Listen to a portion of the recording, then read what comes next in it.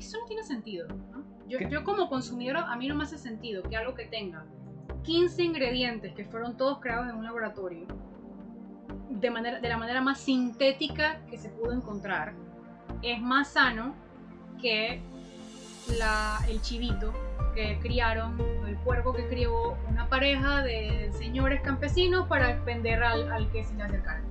A mí no me hace sentido que un animal que haya consumido hierba, maíz, las sobras de la comida de ese día, como siempre ha sucedido, como toda la vida se ha hecho, no me hace mucho sentido de que eso es menos sano que lo de Beyond Meat o ¿cómo se llaman? Beyond Burger, Beyond todo. Todo es más allá. Todo es más allá de... El más allá, eso está tenebroso.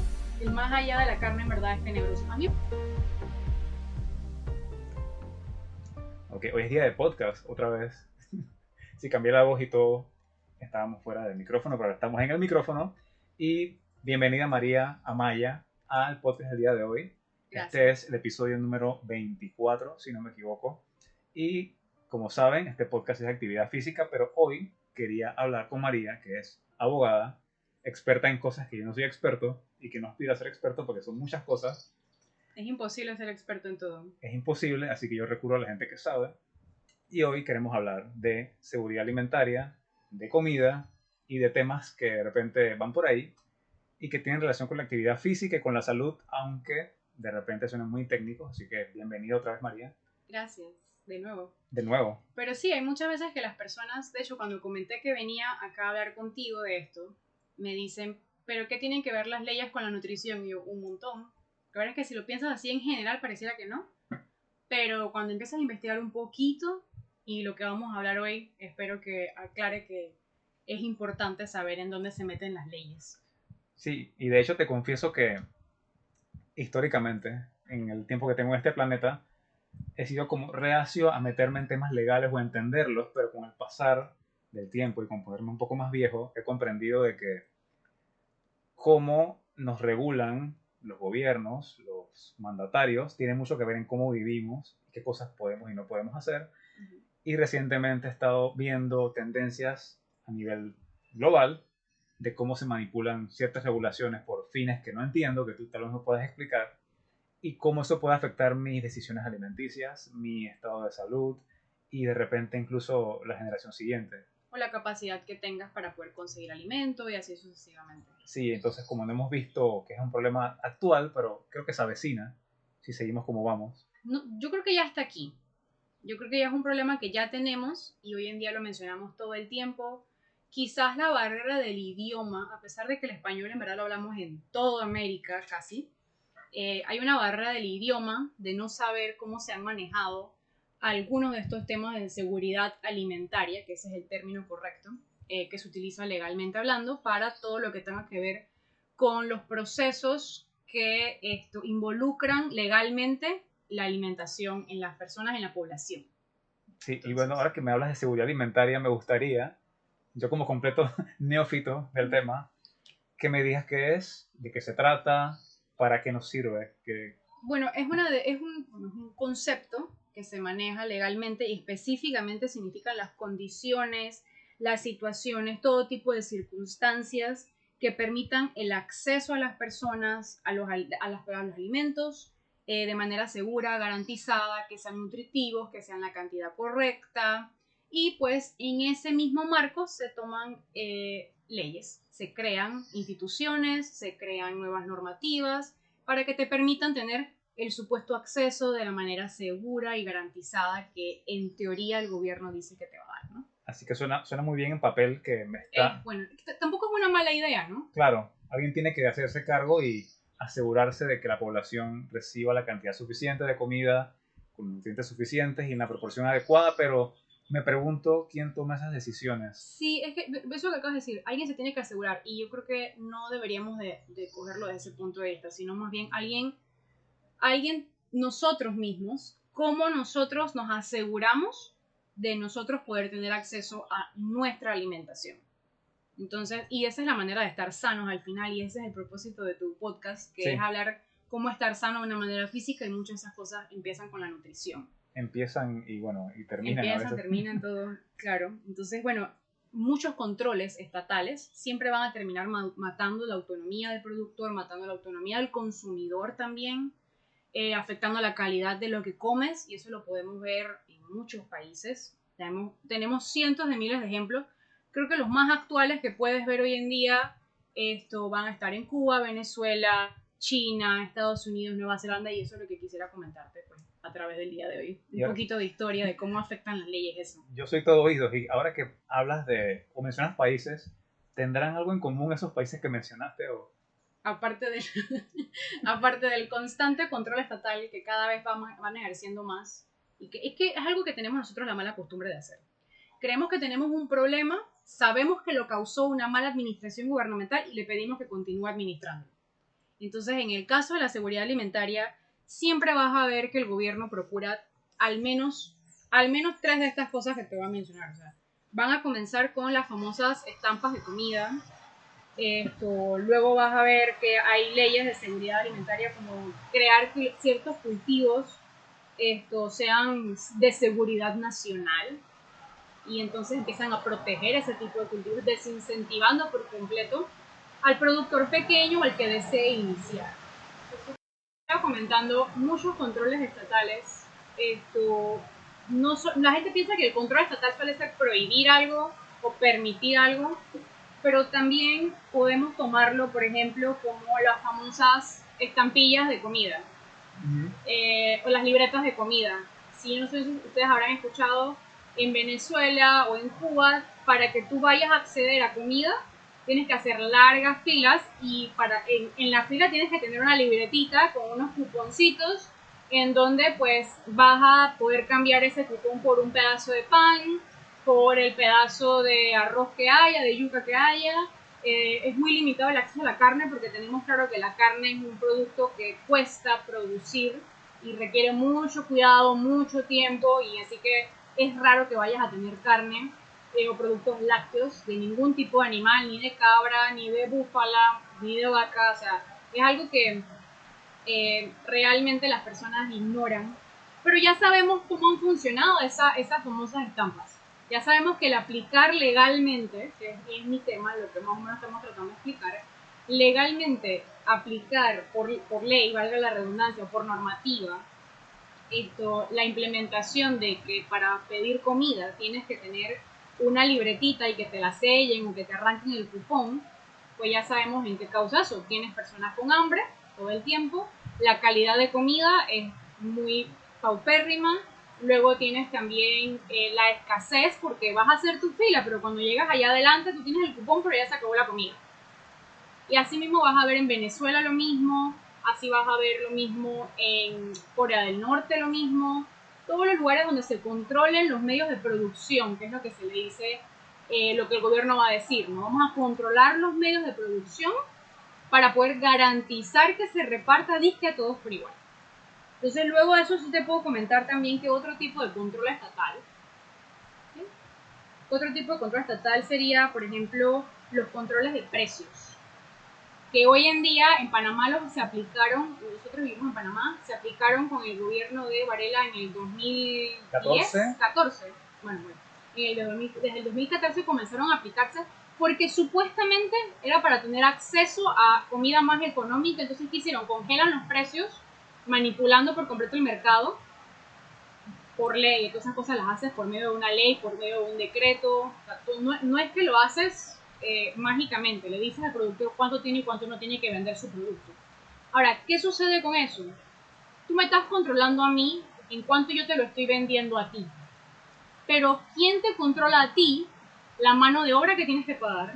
¿Quién te controla a ti el precio del fertilizante que tienes que utilizar? El precio de los insecticidas que tienes que utilizar, el precio del pago de la hipoteca que tienes que pagar sobre tu tierra, o el alquiler de la tierra que estás alquilando en todo caso, y así sucesivamente, o el transporte que tú utilizas para sacar tu producto.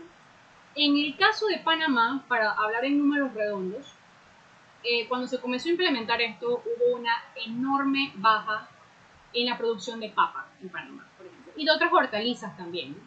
Lo que sucedió era que el gobierno pretendía que, por decir un número, para hablar en números claros, el gobierno pretendía que los productores de papa de tierras altas, que es donde más se produce, bajaran quintal, lo que les costaba producirlo, por ejemplo, les costaba producirlo unos $100, por decirte un número redondo, el quintal de papa. Y pretendían que lo vendieran a $101 al mercado. Entonces, ¿quién va a bajar papas por $1 después que te... Nadie va a hacer eso. ¿Qué pasa? Desincentivas la producción y dice el productor, no voy a seguir produciendo esto. Una gran escasez y para suplir esa necesidad, ¿qué hacen? Crean nuevas leyes para importaciones de otros países en donde nosotros no podemos tener ni control de calidad porque nosotros no sabemos cómo se controla la calidad en otros países. Se crean esos pequeños monopolios porque a quién les van a dar los permisos para que puedan exportar alimentos. Ese es otro mundo enorme de aranceles que hay que ser muy específico. En nuestro caso sucedió en esa época que se trajeron unas papas contaminadas, papas europeas. Esta Europa es buena, ¿no? Ah, sí, súper buena, todo lo de Europa es muy bueno. Vinieron papas de Europa, vinieron en un contenedor, estaban infectadas con algún tipo de hongo y el control fitosanitario pues fue escaso, no estábamos preparados para eso, quizás llegó la papa, no servía para el consumo y se botó. Se bota eso, llega al suelo de Panamá e inmediatamente esto pues ya contaminó ese honguito que no teníamos antes, lo tenemos aquí, entonces nos afecta nuestra producción realmente. Y eso no solamente es desde el punto de vista en Panamá lo que nos afecta. Yo no sé si has viajado a Colombia, en algún momento te mencionan el famoso hongo Panamá. Y eso también es parte de la seguridad alimentaria. Los controles fitosanitarios que te estaba mencionando antes. Llegas y la gente te dice, si has estado en fincas, si has estado, por ejemplo, en fincas que produzcan algún cultivo en específico, ellos también tienen que proteger sus cultivos, ya sea de bichos que no hayan aquí, que sean allá, lo que es el gusano barrenador, que ahorita mismo en Panamá tenemos una crisis con eso, y se están creando leyes para continuar protegiendo nuestra industria agropecuaria de este tipo de biohazard. Y entonces asimismo, por cierto, se llama hongo Panamá, pero no es de Panamá, simplemente que la persona que lo descubrió quiso hacerle honor poniéndole el nombre de nosotros. Qué bueno. Y la gente se siente ofendida cuando van a Colombia y ven, sí, ten cuidado con el hongo Panamá. Y, oye, ¿esta gente qué le pasa? ¿Por qué les molesta? Y no, o sea, ellos se tienen que proteger. Alguien le puso así en honor al país, no como una mala propaganda, pero lastimosamente pues suena un poquito negativo hoy en día. Recapitulando lo que has dicho, que son algunas partes técnicas. Muchos puntos. Sí, muchos puntos, pero voy a actuar como un niño de 5 años o de 6 y voy a preguntar cosas básicas para que la gente que escucha el podcast de repente se vaya con algo que puedan aplicar en su vida, como siempre intento. Y hablaste de aranceles, hablaste de control fitosanitario y me gustaría que definieras de manera bien simple de qué se trata. Yo entiendo que arancel son los impuestos. Son impuestos por importación. Ajá. Son los impuestos por importación de cosas que en teoría no se producen aquí, pero sabemos que eso no se cumple al 100%. Hay cosas que no se producen y que les estás cobrando. Lo cual es absurdo, porque entonces estás agregando el impuesto a una cosa que no estamos protegiendo realmente la industria porque no existe aquí en Panamá. En teoría es para proteger la industria que existe y pues es un impuesto al consumo también, en tipo arancel es un impuesto al consumo de importaciones. Y fitosanitarios son controles para evitar paso de plagas de un lugar a otro, de animales y plantas. Y de todo lo que sea limpieza, buena salud de las personas que manejan los alimentos, esos son controles fitosanitarios. Y que garantizan pues la salud, tanto de la persona que está manipulando el alimento, como de la persona que va a adquirir el cliente, ¿no? Claro, porque pongamos que existe un virus, una bacteria, una enfermedad. Aquí se han creado anticuerpos localmente y si ese patógeno pasa de una frontera a otra, no están listos los cultivos, los animales para resistir esa plaga. Eso es lo que pasa todo el tiempo. Y eso es el punto del famoso hongo Panamá, del gusano barrenador. Cuando tú pasas de ciertas áreas, no pienses que es solamente entre países. Hay ciertas áreas en el interior que cuando tú vas pasando, el carro te lo fumigan por arriba y por abajo para asegurarse pues, que no se te haya pegado algún bichito que pueda contaminar otras áreas. Eso es cuando tienes un lugar que está un poco comprometido con cierto pues, ya sea mosca, ya sea hongo, llámese esporas, como le quieras decir. Sí, y se preguntará la persona común, corriente, promedio, simplemente los consumidores, y eso a mí qué me importa, qué tiene que ver esto conmigo.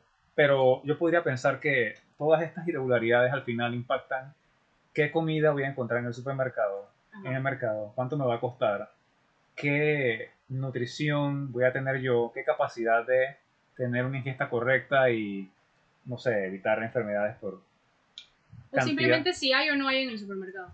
Y Si hay o no afecta hay en tu tienda. y afecta todo tu presupuesto y si tienes alguna meta de salud o tienes una condición que amerita que consumas X o Y producto específicamente, Claro. ya alteran tu capacidad de... Mira, ese es otro tipo de ley ahora que lo estás mencionando, acerca de lo que tienen los alimentos.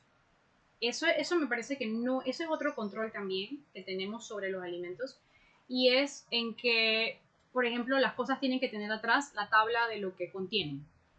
Cuántas grasas trans, cuánto de azúcar, tipo de azúcar, todos los ingredientes, si tiene exceso o no exceso de uno u otro ingrediente, colorantes que las personas pueden ser. Esas son también leyes que controlan nuestra capacidad o nuestras necesidades alimentarias, nuestra seguridad alimentaria específicamente. Y nuestra capacidad de decidir por la información que podemos tener acceso. De hecho, casualmente hace un día o dos vi una propuesta de estas que mandan por correo de change.org.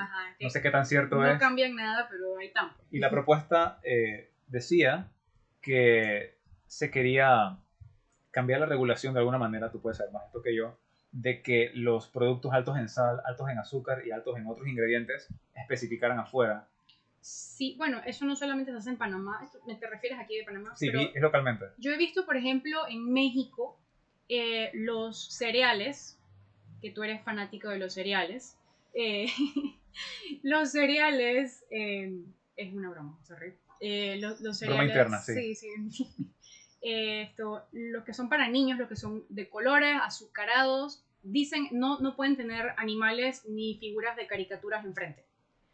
Ni tampoco pueden estar a nivel de los niños en la carretilla, porque cosas que pones a los niños en la carretilla y vas paseando, el niño lo ve a su altura, porque todas son estrategias de mercadeo, lo ve a su altura, ve el elefante bonito que me está sonriendo y dice, yo quiero ese que está ahí porque es de chocolate y tiene un elefante y me gustan los elefantes. Entonces, para evitar esas cosas, en México, no sé si en todos los estados, pero por lo menos en la Ciudad de México, en la capital, específicamente se prohíbe que tengan caricaturas o cosas que llamen mucho la atención de los niños. Solamente pueden tener el nombre, pero no caricaturas, que es lo que hace el appeal para los niños, ¿no? Le llama la atención. Y tampoco pueden estar a su altura para que no las vean. Eso es una manera también de controles de salud de la seguridad alimentaria que se ejercen sobre los demás.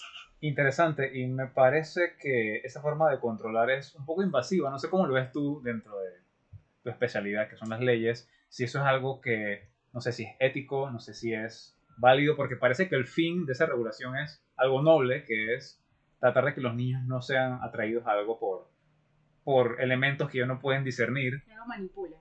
No son manipulados, pero al mismo tiempo pienso que por qué tiene que meterse alguien a decirme qué empaque debo usar. No sé si es correcto o no. Me quedo pensando. Yo tampoco sabría decirte qué tan moral o ético es ese punto, pero sí definitivamente creo que es justo que las mentes maleables de los niños estén lo menos expuestas posible a la manipulación, porque los niños son muy fáciles de manipular, así que creo que si puedes evitar manipularlos, pues es justo, ¿no? Es un poquito justo. Sí, también. Ahora, creo que puedes, no creo que sea un mal enfoque el decir, oye, no puedes abusar de la publicidad y del mercadeo y de las luces y los colores. No puedes abusar de eso para un producto que está destinado a niños, pero al final no es tu culpa si la persona lo quiere comprar o no comprar. Entonces creo que ahí está ese balance. No puedes obligarlos, no puedes atraerlos de una manera incongruente o injusta a criaturas que sabemos que son manipulables, pero tampoco podemos evitar si un papá se los quiere dar o comprarlos, pues ni modo. Ahí estaba la información, tú pudiste acceder a ella, lo correcto, hice lo más posible, al final tú tomas la decisión de adquirirlo o no adquirirlo para tu hijo. Yo creo que eso es lo que le da el toque de justicia a la intención de la ley. Sí, me parece correcta, pero siempre trato de ser como, no soy abogado, pero trato de ser abogado del diablo. Y ponerme a ver como que todas las partes posibles y si en verdad esto hace sentido o no, está bien o mal, así que simplemente me quedé pensando. Y dentro de seguridad alimentaria, si el concepto que acabas de explicar, que es proveer de suficiente alimento, de suficiente cantidad de nutrientes, Crear las situaciones y las circunstancias para que tengas acceso a eso. ¿consideras que esto se cumple aquí? Por lo menos en Panamá. Latinoamérica no puedo hablar porque solamente he vivido aquí, pero según lo que observas, ¿crees que se cumplen esas condiciones aquí o crees que no tanto? Mm, la verdad es que creo que también depende mucho de la idiosincrasia de cada persona. O sea, nosotros tenemos eh, quizás la mala costumbre de no querer aprovechar la tierra que tenemos. Y entonces luego nos quejamos de los lugares que sí la están aprovechando y queremos controlar esos lugares por medio de lo que te mencionaba, por ejemplo, los controles de precios, lo que yo le digo a las personas siempre, quieres hacer un control de precios, pero tú no sabes cómo se cultiva en otro lugar, o por qué no intentas tú cultivarlo. Entonces, mientras el acceso sea libre a que tú puedas hacerlo tú mismo o acceder al que sí lo hace de una manera más directa, yo creo que sí se cumple. Entre más controles hayan, no precisamente, entre más controles que aparenten que quieren seguridad, que aparenten que quieren tu bienestar, no es precisamente cuando tú permites que te controlen todo lo más beneficioso para ti mismo. Creo que a la hora de la hora no te dan 100% la garantía de eso. La garantía te la tienes que dar tú mismo. Si no te cuidas tú tu alimentación, nadie te puede obligar, lo que decíamos los cereales, nadie te puede obligar a comprar o no comprar el cereal, aunque sea nutritivo o no, nadie te puede obligar. Pero ahí está la regulación y yo pienso que lo más importante es que se mantenga la libertad del consumidor y del productor para poder que entonces haya un libre intercambio allí completamente legal. Y entre más controles estatales hayan, menos libre va a ser ese intercambio y más interrupciones vamos a tener. No es precisamente lo que... Creo que tenemos ese punto en común. No conozco a profundidad el tema político como para emitir una opinión profunda y contundente, Pero no, al final no estamos ahí metidos viendo y trabajando eso, pero tenemos una idea pero desde la percepción mía como coach como que tengo, consumidor. y como consumidor que tengo que recomendar a las personas ciertas cosas, siento que estas regulaciones que mencionas al final quitan libertad y el concepto de libertad puede ser muy amplio, ¿no? Porque, bueno, dónde está el límite? Pero por lo menos la libertad que está, considero, dentro de la responsabilidad individual de decidir, de producir, y se extienden muchas otras facetas del ser humano, pero sí considero que esas regulaciones, en vez de facilitar la producción, la decisión, No lo y están facilitando. lo está haciendo más difícil todo y está favoreciendo, en mi criterio, a sectores, personas y complicándoles la vida a otros. Sí, porque no están haciendo más... Ellos te dicen que ese es el propósito de crear capacitaciones, pero realmente lo único que crean son instituciones exclusivas. Hoy en día se utiliza mucho la palabra inclusivo, exclusivo de algo, pero para mí la verdadera inclusión en la economía tiene que ver cuando tú permites que el que no tiene nada produzca y que produzca de la mejor manera posible con la menor cantidad posible lo que está dentro de su alcance. Es decir, si una persona tiene un patiecito delante de su casa y puede sembrar frijoles y los va a crecer durante 2 meses, 3 meses, y luego te los vende, me parece 100% justo y que no venga alguien y decir, no, es que tienes que tener un permiso para poder sembrar ese tipo de frijol. No, es que tú no aplicaste para ser una empresa que puede ser de las que tienen permitido sembrar o no sembrar frijoles. No es que tú no me pediste permiso antes, no me avisaste, entonces esos frijoles no solamente no los vas a poder vender, esos frijoles tampoco los vas a poder consumir tú, porque yo te digo como gobierno, y eso pasa hoy en día, puede pasar en Panamá, tenemos las leyes que estamos preparándonos para eso, está pasando hoy en día en lo que es Australia y Nueva Zelanda, que te están diciendo, efectivamente los gobiernos te dicen que no puedes cultivar un tomate atrás en tu patio porque según ellos no es un control fitosanitario el que tú, que no eres experto en cultivar, cultives. Entonces, ¿cómo así que yo no tengo acceso y libertad a utilizar mi patio para yo comerme mi tomate que nadie me está obligando ni a sembrar ni a consumir? Llegamos a esos puntos. Entonces, los controles y la libertad están para eso. ¿Tenemos realmente acceso? ¿Hay seguridad alimentaria realmente? Si me dices qué puedo sembrar y qué no puedo sembrar en mi pedazo de tierra.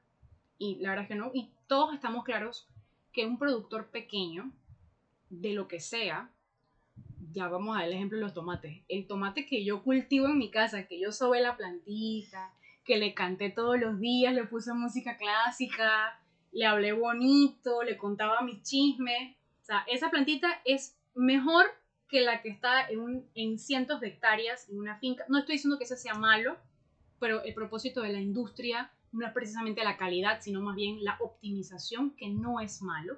Pero yo debo de poder elegir el tomate que le cantaron, que quizás esté más sabroso para mí que el otro, ¿no? Y sí es cierto, yo creo que cualquier persona que se ha puesto a comprar en mercados, que vaya al interior, va a saber la diferencia, o vas y compras los aguacates exportados. Es lo mismo que el del patio de tu abuelita, el de mantequilla, que es sabroso, grandote, no es lo mismo, pero pues es el que te venden en el súper, es el que dura más tiempo, es el que tiene más o menos nutrientes. Y ahí está otro control fitosanitario. ¿Cómo tienen con qué se les puede por ejemplo, fertilizar o no, o rociar o no entre insecticidas, todo tipo de plaguicidas, qué se les puede rociar y qué no se les puede rociar? Todas esas son leyes que afectan a nuestra nutrición. Hoy en día vemos que si te gusta el vinito, como a mí que me gusta bastante el vinito, He observado. los vinos californianos están siendo fumigados con un tipo de insecticidas, de plaguicidas muy distintos a los vinos europeos, y resulta que todos están contaminados ahorita. Entonces sí, tú los consumes, pero realmente te causan, supuestamente, pues entre los conocedores del vino dicen que, yo no conozco, pero dicen que te causa pues una goma, una cruda, una resaca más fuerte, y es por eso precisamente, porque están siendo, pues te consumiste una uva que estaba contaminada básicamente. Varios puntos aquí, puedo sacar subpodcast del podcast, pero algo muy relevante para todos y que yo considero que puede ser una solución a largo plazo para la salud en general es que el consumo local se incentive, y como mencionas, tantas regulaciones hacen prácticamente que imposible que alguien con un pequeño terreno o con un presupuesto limitado pueda dedicarse a al menos intentar o atreverse a iniciar a cultivar algo. Se desaniman porque ven que esto no vale la pena, me tienen que cobrar este impuesto, este permiso. Y yo quiero tener la opción como consumidor de encontrar yogur hecho localmente, que las frutas y verduras sean de hoy y no de hace 3 semanas en una cadena de frío, y que la carne sea de un productor que yo conozca y confíe y que sé que son animales que tienen, no sé, buena calidad. Cantaron, sí. Sí, les cantaron y toda la música que a mí me gusta. Eran parte de la familia. Exacto, y eso suena medio elitista si lo digo así como aéreamente en un podcast, pero la calidad de la comida influye directamente en cómo tú te desempeñas y el impacto en tu salud. Y si yo no tengo acceso a ese consumo local porque está dejando de existir, porque las regulaciones están llevando a que no es rentable que eso exista, o si existe, son productos etiquetados como súper orgánicos, grass-fed, etcétera, y son tan inaccesibles que si no gano 5.000 mensuales, se me hace imposible. ¿Cómo ves tú esto en tu día a día? ¿Si has experimentado algo de esto? ¿El consumo local? ¿Te cuesta conseguirlo? Si tú tienes familia en el interior, yo creo que puedes más o menos todavía tener acceso a esas cosas. Creo que más o menos puedes conocer un señor que estaba criándose unos puerquitos para ganarse un par de dólares extras, y tú le dices, sí, yo le voy a comprar la paleta, le voy a comprar el pernil de ese cerdo que usted va a sacrificar en tal fecha. Y sí te puedo decir que es más sabrosa esa carne.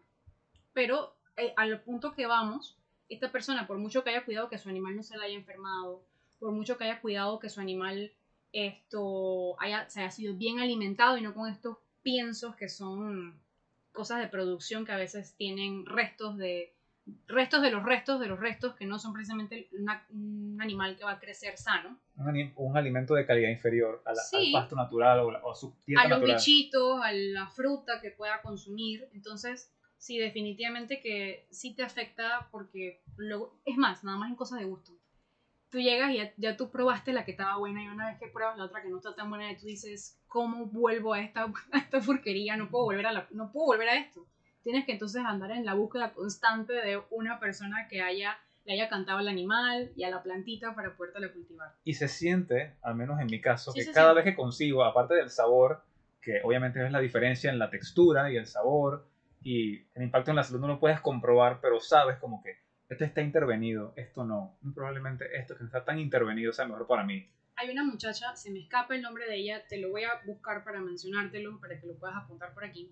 Ella es modelo, no sé si te lo envié en algún momento. Es posible. La chica es modelo, súper linda, en Nueva York. Ella dice que toda su vida ella tuvo problemas de nutrición.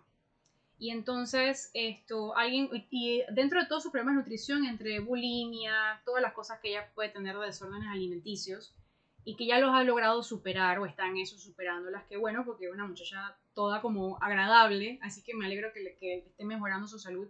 Una de las cosas que notó era que siempre tenía deficiencias al momento de consumir lácteos. Entonces ella... ¿Deficiencia o...? Deficiencias e intolerancias. Intolerancia. Y también tenía, o sea, entre alergias a la piel, de consumo, de todo tipo de alergias. Alguien le dijo, ¿qué tal si pruebas los lácteos de los Amish? Y entonces ella se fue, viaja cada 2 semanas, comenzó a probarlos, le compra a los Amish, le compra mantequilla, quesos, leches procesadas desde leche cruda, o lo que se le conoce como leche cruda, porque no está pasteurizada, sino que está hervida nada más de pronto. Crema pesada. ¿Qué más le puedes comprar? Kefir. Queso. Quesos, todo tipo de quesos, yogures, cremas agrias. Y inmediatamente, ella fue una mujer que pasó de no consumir ningún lácteo porque le causaban todo tipo de alergias e intolerancias a consumir muchos lácteos y comprarle, ser clienta asidua de los Amish. Y yo de verdad que tengo unas ganas de irme por allá algún día y ver cómo hago ese viaje para probarlo porque... ¿Me cuentas cómo te va? Es rico. Cuando tú haces el yogur en tu casa, es mucho más rico que el que tú compras. Así que es algo que es imposible volver. Sí, de hecho localmente mi dealer de productos lácteos y de granola fermentada, entre otros, la conoces, se siente como que estamos, cuando hacemos la transacción, al borde de la ilegalidad. Como que y para nada. Se siente así. Y hay que procurar de no llegar a ese punto. Aunque te sientas así, porque creo que es como un estigma, realmente hay que llegar a ese punto de no. Yo lo que sí pienso que tiene que haber más que controles es la educación. Tú quieres vender quesos en la calle porque esas cosas a veces pasan. Y tienes este grupo de gente que dice, no, ¿cómo van a vender esas cosas en la calle? Eso tiene que ser ilegal porque esta gente no tiene, ¿qué? Grandes industrias y terrenos para poder hacer cosas con acero inoxidable por todas partes. No es justo, no es justo. Toda la vida se ha hecho. Entonces creo que lo que más puedes hacer es darle acceso a esa persona que tenga una salud óptima. Controles básicos, ¿no? Sí, que pueda manejar esas cosas, no obligarle a nada, pero que sea una persona que sea limpia, pues, que tenga todo aseado, que se le pueda hacer una inspección y decir, bueno, sí, este estudio de usted tiene todas estas cosas aquí, está limpio, usted hierve, usted pasa jabón por aquí, agua hervida por allá, pues esos son controles que son correctos, básicos. De pronto la persona no sabe que cuando lleva el queso tiene que tenerlo en hielo, por ejemplo, pero se puede lograr que la persona que venda el queso tenga un acceso a la economía sin volverle ilegal el intento de producir con su propia comida de manera pequeña, de manera artesanal. Y también de no prohibir al consumidor desear de que, oye, es que yo quiero ese queso de la señora que lo hace en la casa y que nada más hace 2 al día porque le da mucho cariño al queso. Así que y la calidad se siente la diferencia. Y es rico. Y cuando decimos la calidad se siente, es que es rico. Exacto. Es rico a normalito. A una cosa que se siente casi sintética. Es queso, sí, pero... no sabe nada o sabe bastante. Sabe a bastante leche. Algo que no debe saber. Bastante no sé, por ejemplo, en el caso de la leche, entre menos procesada a mí me sabe como dulce. Uh-huh. Y no necesito agregarle azúcar. Si le agrego al café ese tipo de leche entera, no necesito echarle azúcar. Porque la leche está lo suficientemente natural como para que no sé cómo se llamará el azúcar que tiene la leche. Lactosa. Bueno, ok. Para que precisamente la lactosa pues me dé el nivel de azúcar que yo necesito. Interesante. Esto lo puedo experimentar, por ejemplo, con el pollo. No sé si las personas tienen este debate del pollo de patio versus el pollo de granja, pero a mí Particularmente me gusta mucho más el pollo de patio, aunque la carne sea un poco más dura. A mí me gusta que sea más durita. Pero cuando ves la carne se siente como que, ok, este pollo tuvo una vida más saludable que el pollo que estuvo, no sé cómo le llaman, tabulado, estancado, En pollera, pues. que quedan ahí, no se mueven, la carne crece súper rápido porque el beneficio que busca el productor es la mayor cantidad de carne posible en el menor tiempo posible, comprometiendo esa calidad de esa carne para el consumidor. Y esos son todo eso que acabas de mencionar, son leyes que permiten que el productor le dé al animal el tipo de pienso que no es precisamente el más sabroso para él ni el más nutritivo, y por consecuencia tampoco va a ser la carne más nutritiva para ti. Asimismo, lo que se le dé en el alimento, como por ejemplo hormonas, la cantidad de hormonas para que tenga un crecimiento rápido. Una gallina de patio te crece en ¿qué? 8 o 9 meses. No estoy seguro. Bueno, pero una gallina, bueno, va a depender de qué tan grande la quieras. Una gallina obviamente puede vivir muchos años, pero digamos para el consumo que ya esté lista, ella llega a su vida adulta ya en ese tiempo. Es un tiempo más largo que en el tiempo de una granja. En una granja avícola, el promedio es 3 meses. Algo está pasando ahí, ¿no? Entonces, eso es tan rápido, pero son las leyes las que permiten o prohíben que eso suceda. Entonces, ahí tienes esa misma calidad, la puedes ver en el sabor, la puedes ver también en la calidad de vida del animal. Porque creo que es un poquito injusto con esa pobre criatura hacerla crecer tan rápido. Pasó en los años 2008, aproximadamente 2007-2008, que en el McDonald's, McDonald's, no sé si saben, hay muchos lugares donde ellos procuran que a los campesinos, a los productores, ellos les dan como todo y nada más tienen que encargarse de trabajar. Entonces, les venden, por ejemplo, el pollito y el alimento para el pollo, pero después tienen que criarlo y trabajarlo y efectivamente vendérselos a ellos mismos. Esa es la condición, ¿no? A un precio, me imagino, fijo, y ahí estará el deal, que ellos, si es beneficioso o no es beneficioso. Ahí estará el punto de la negociación. Pero sucede que en esas primeras jornadas de diferentes tipos de alimentos que estaban dando, uno de esos alimentos tenían tantas hormonas que hacían crecer de que un lado de la pechuga y el otro lado no crecía. Entonces son animales que se morían porque estaban deformes. A mí dame la pechuga derecha. Pero pobre animalito, este es un animal monstruo y esas cosas las estaban vendiendo. Hasta que se dio cuenta todo el mundo, esto claramente es incorrecto, tanto para el animal como para el consumidor. Totalmente. Entonces ya se reguló el nivel de hormonas para que crezcan al mismo tiempo las dos igual de grandes. Bueno. Gracias por el favor. Pasa. Dentro del párrafo anterior que dijiste, apunté algo también que me interesa, que hablaste de los vinos. Hace tiempo escuché, no soy experto tampoco, pero he averiguado el tema y sé que los cultivos son rociados con diferentes pesticidas y el que tiene mayor relevancia hoy en el mundo, que se discute por sus efectos negativos comprobados, es el glifosato. Ajá. Y la pregunta es, ¿cómo tenemos o qué manera tenemos de saber que ese vino proviene de uvas que fueron rociadas con qué pesticida? No tenemos control aparentemente de saber cuáles. Sospechamos que el vino más caro a lo mejor viene de un mejor cultivo, pero no sé si sabes de esto, tú que de repente consumes vino más regularmente que yo. No es que no lo tomo, sí lo tomo, pero no tan regular. Bueno, mira, yo creo que más que si podemos saber con qué se roció o no, realmente no podemos saberlo. Porque a la hora de la hora es una decisión administrativa que tiene el productor. Y si él considera de que este producto le es más barato y le da más resultado porque hace que su producción de verdad alcance el máximo de retorno para él de inversión, entonces pues lo más lógico es que él va a hacer lo que le sea más barato. Si el más barato es el que no nos gusta, pues ni modo, no podemos hacer nada, esas cosas no son reguladas. Pero además de eso es bien interesante saber que si bien no podemos controlar al productor, tampoco podemos controlar al agroquímico que crea ese producto. Y ese producto están regulados usualmente por la famosa FDA en Estados Unidos, de farmacia, drogas y administración de farmacias y drogas, pero en sus siglas en inglés es FDA. Que es Food and Drug. Ajá, Food and Drug Administration. Y luego está el USDA, que no sé qué significan esas siglas, pero este es de comida. Esa es una institución de alimentos.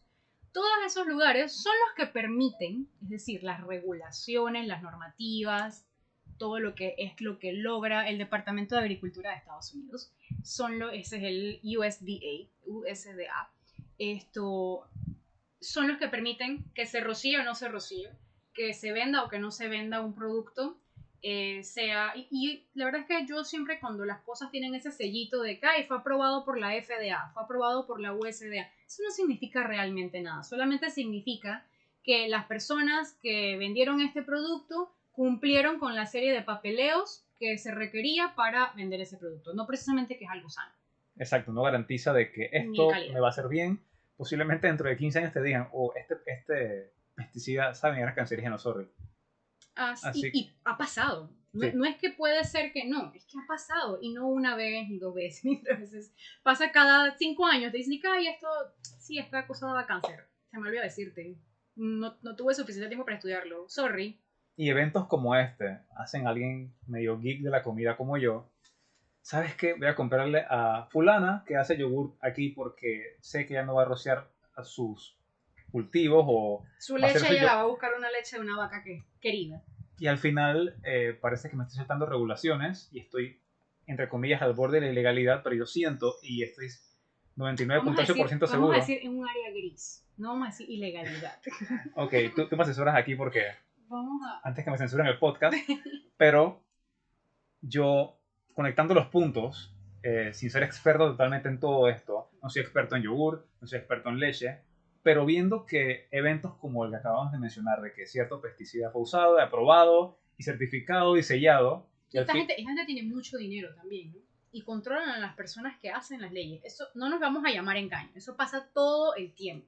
No hay que ser ingenuos de creer de que solamente llenaron el papeleo y ya no. Llenaron el papeleo, sí, pero también tienen que haber hecho algún tipo de lobby y otorgar beneficios a cambio de que me dejes de estar regulando, porque al final yo invertí dinero en crear este producto y tengo que sacarme el clavo, como decimos aquí popularmente, tengo que sacarme el clavo de esa inversión que yo hice y tengo que seguirlo vendiendo porque me da mucho dinero. cueste lo que cueste para el consumidor. Y no hablo de costo monetario, sino de si le cae mal, o si le causa intolerancia, o si le da un problema de salud mayor. Luego tenemos, por ejemplo, eso estamos hablando del punto de los alimentos. Yo no sé si ustedes, hay una película de eso que es con Mike Ruffalo, que es buenísima, es acerca Dark de Waters, Dark Waters, que es el de DuPont, Teflón. de Teflón. No la he visto, pero la tengo en lista de espera. Así Tienes que que verla, es bien interesante. Este es un abogado que alguien le dijo, en tal pueblo hay un problema, alguien lo llamó. Bueno, no quiero arruinar la sorpresa, pero básicamente, el resto de la película, si no la han visto, no la quiero, es muy buena. Pero básicamente era que la manufactura había invertido tanto en crear ese producto que supuestamente era milagroso y esto se estaba poniendo en los sartenes donde tú estabas cocinando tu comida, lo que hoy en día son todas las cosas antiadherentes. Ya no le dicen teflón porque ya la gente le huye al teflón, ahora le dicen antiadherentes. que al final es lo mismo, un Que es lo derivado. mismo, es lo mismo. Pero invirtieron tanto en hacer estas cosas que a pesar de que le estaba haciendo daño a todo el pueblo, a pesar de que nos hace daño hoy en día, porque yo seguramente sigo consumiéndolo, no se podía hacer nada. Pero este fue un tipo que persistió y persistió y persistió hasta crear jurisprudencia al respecto, lo llevó a todo el mundo a juicio y pasaron muchos años en donde hasta que él logró probar, murió la persona la primera persona que lo llamó a él y él logró que se hiciera algo de justicia al respecto y que se hiciera un acuerdo con las víctimas que habían sido, pues, ¿y de qué fueron víctimas? De precisamente que había una empresa que tiene mucho dinero, permitía que los legisladores miraran para otro lado a la hora de legislar, a la hora de regular el tipo de producto que estaban lanzando para el consumo de las personas. Eso es todo.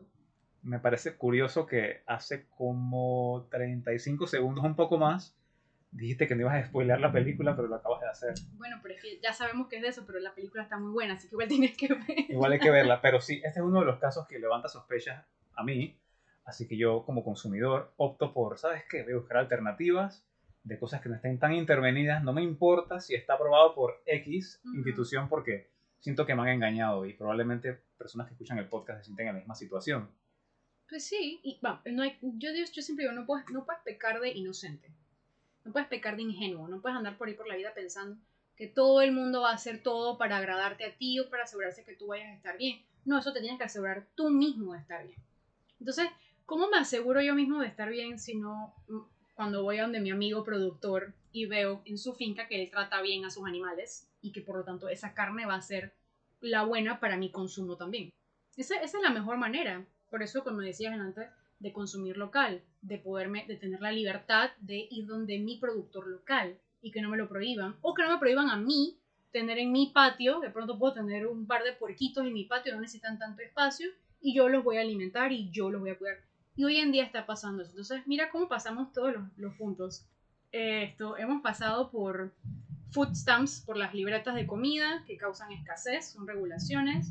Luego los controles fitosanitarios, que son todo para lo que sea plagas, para asegurarnos que las personas que manipulan los alimentos están bien. Entonces, esas son leyes. Leyes que regulan lo que nosotros consumimos y nuestra nutrición. Luego vemos si es permitido o no es permitido un consumo, un cultivo, de si me permiten o no me permiten. Todas esas son cosas en que la ley te afecta efectivamente y certeramente en lo que tú te puedas nutrir o no nutrirte. Y si tienes acceso o no, como te digo, a la seguridad alimentaria, a la alimentación segura y garantizada, que debes de garantizártela tú mismo. Sí, incluso a mí me causa enojo, creo que puedo decirlo en mi podcast, aunque hay tantos seguidores, pero me causa enojo cuando veo esa ingenuidad en personas que defienden instituciones, que defienden gobiernos, que defienden tan inocentemente, supuestamente, las mejores intenciones. Y pudimos verlo de repente en pandemia, es un buen ejemplo. Aunque ese es otro podcast, pero sí, definitivamente me causa algo de ira todavía. Y creo que debemos despertar y tener un poquito más de desconfianza y ser más escépticos. O ser conscientes realmente, no, ser más responsables. Yo no sé si es consciente la palabra, pero sí por lo menos más responsable con lo que yo me estoy consumiendo. Yo tengo que hacer un mea culpa y decir, yo me tengo que asegurar de lo que yo voy a comer sea lo correcto.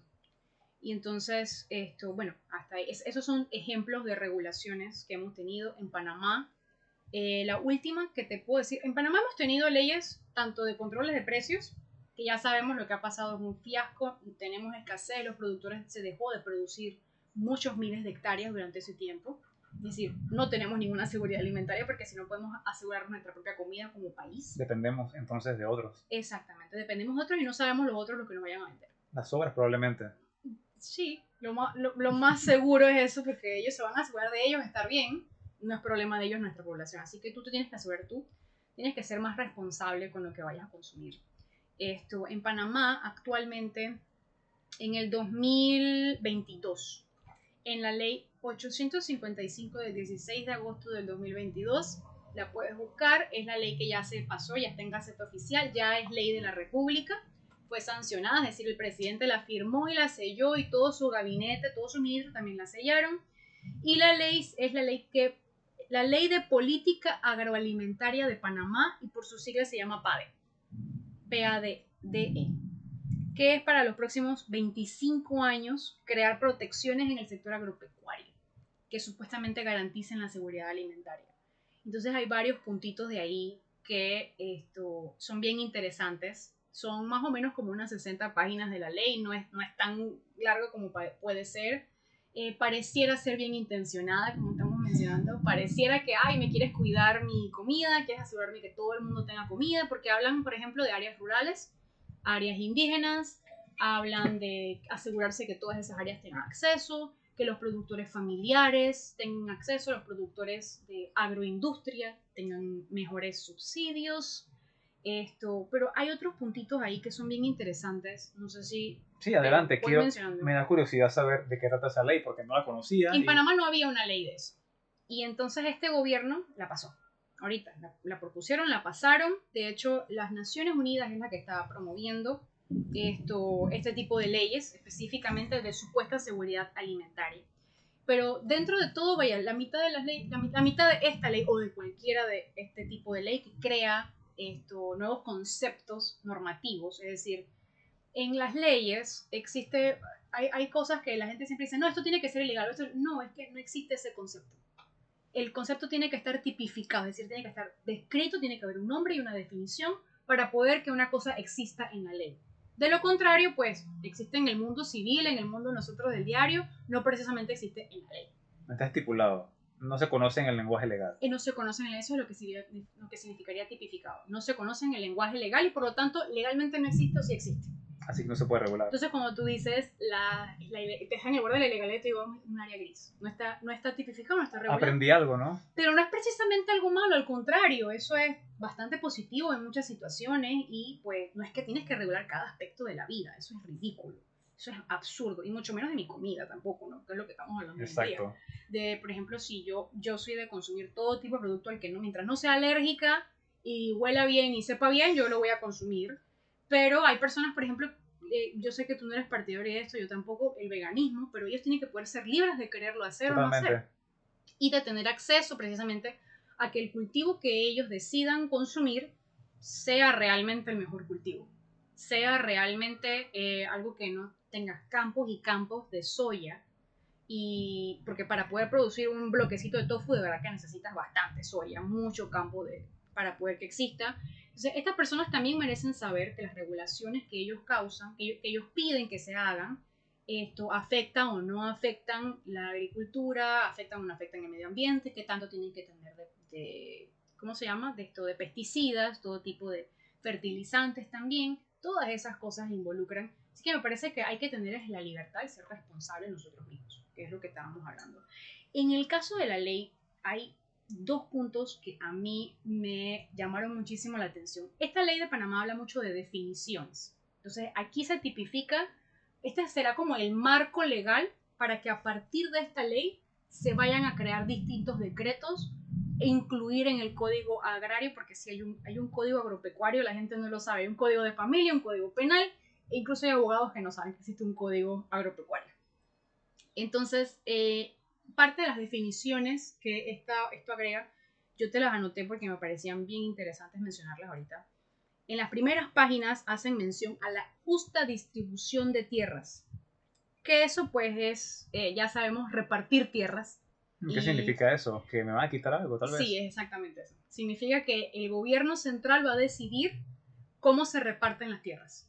Ok, si esto es nuevo, ¿tienen intención de aplicarlo? Esto no es nuevo. En nuestra constitución tiene más o menos que el gobierno tiene que procurar que sea posible, que todo el mundo tenga acceso a la alimentación X, Y, Z. Entonces, por ahí mismo se dice, hay que recordar que esta es una constitución, la que de 1972 aquí en Panamá. Vieja. Que la hizo, no es nueva de hecho, eso se considera ¿Se nueva. considera Pero fue creada, acuérdate, en una época de dictadura militar, precisamente por el partido que tenemos hoy en día. Con otros fines. Y que específicamente tenían una base socialista. Y entonces ya sabemos que por ahí va la cosa, y por ahí mismo va la cosa de esta misma ley. Entonces cuando tú dices la justa distribución de la tierra, es específicamente, disque bien intencionado, o supuestamente bien intencionado, que realmente lo único que va a hacer es quitarte a ti porque tienes mucho y mejor se la damos al otro, aunque el otro no sepa cómo administrarla y pueda perderla o pueda simplemente no utilizarla para el beneficio que supuestamente se tiene que dar. O simplemente confiscártela porque piensa que no la estás utilizando bien. Y hay muchos ejemplos históricamente hablando en donde podemos dar qué pasa cuando regulas legalmente la distribución de la tierra. O sea, que no sea de que el que se la gana y punto, no, sino que quieres forzosamente distribuirla legalmente. Y eso lo pueden hacer los gobiernos, lastimosamente. Se ha hecho en varias ocasiones, se hizo en la Unión Soviética de Stalin, se ha hecho en China, se ha hecho en Corea del Norte, y por ahí vamos, pues más o menos todo eso causa realmente hambrunas. Y pareciera estar bien intencionado, pero al final termina causando siempre hambrunas. Ese es uno de los puntos, la justa distribución de las tierras. El otro es dar asistencias crediticias, es decir, esos son subsidios. Y todos sabemos que los subsidios realmente son para que se pierda la plata en el camino. Y también medidas para asegurar los mercados estables y equitativos, es decir, más controles de precios al productor, porque el control de precio, si bien pareciera que es para el consumidor, realmente es para afectar al productor y para desincentivar al productor. Para que posiblemente deje de hacerlo y yo traiga ese producto del extranjero. O para que dependa más del gobierno todavía, porque entonces estás dándole subsidio al productor, estás dándole la droga del subsidio porque es una droga. Es como un chantaje. Sí, y a cambio de eso le dices que debas a controlar precios. Entonces, eso es un círculo vicioso, completamente innecesario. Muy bien podrías dejar que haya un mercado más natural, donde todo el mundo pueda intercambiar de manera más libre, pero bueno, aquí lo estás forzando, estás haciendo esa ingeniería social en el mercado agropecuario que realmente no te está asegurando la mejor nutrición, que ese es el propósito de nuestra conversación hoy. Pero esto o sea, es infinito hablar de este tema. Mira todos los puntos que hemos tocado y seguramente se pueden desarrollar por horas y horas cada uno de esos puntos. Bueno, luego más adelante en las primeras páginas también se contradicen. Entonces te dicen que la ley pretende cuidar la seguridad jurídica de los productores y la soberanía alimentaria. ¿Cómo si tú me estás dando un subsidio, tú realmente quieres cuidar mi seguridad jurídica? Si la seguridad jurídica depende de qué tan probable o no es que el gobierno me quite o no me quite una tierra. Pero si tú me estás dando subsidios, siempre es a cambio de algo. Y eso lo vemos hoy en día en la Unión Europea. Esta ley, de hecho, es una copia de lo que el Parlamento Europeo, un poquito adaptada al mercado criollo, ¿no? De acá local y latinoamericano. Pero cuando te vas a ver allá en Europa, no es que precisamente tienen las mejores condiciones. Y si tú escuchas aquí, yo he escuchado productores familiares míos también diciéndome, es que la comida ya es más barata porque allá subsidian al productor. Yo les digo, sí, y ¿sabes a cambio de qué subsidian al productor? De que de la noche a la mañana el gobierno les puede decir, hay una emergencia, necesito confiscarte tu tierra. Y eso hoy en día está pasando.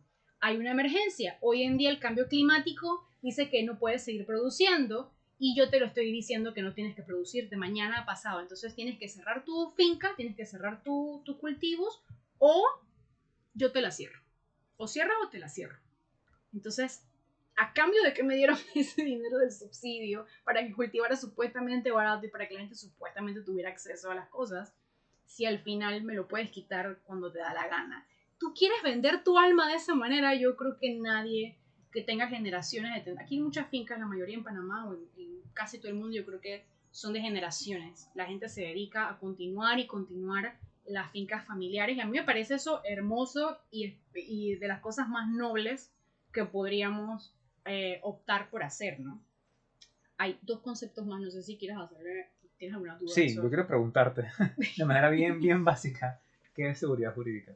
La seguridad jurídica es el acceso a la justicia, ¿ya? ¿Qué tan justo es? Y este concepto se extiende a todo ámbito de nuestra vida cotidiana. De hecho, hay un índice de seguridad jurídica que tienen los países y yo lo defino como qué tanto acceso tienes tú a la justicia.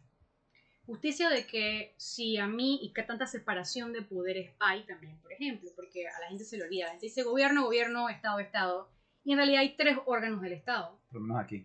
Aquí en Panamá hay 3 órganos del Estado, en casi todas las democracias hay al menos 3 órganos del Estado, que sería el judicial, que es donde tú vas a pelear y a exigir tus derechos, y luego está el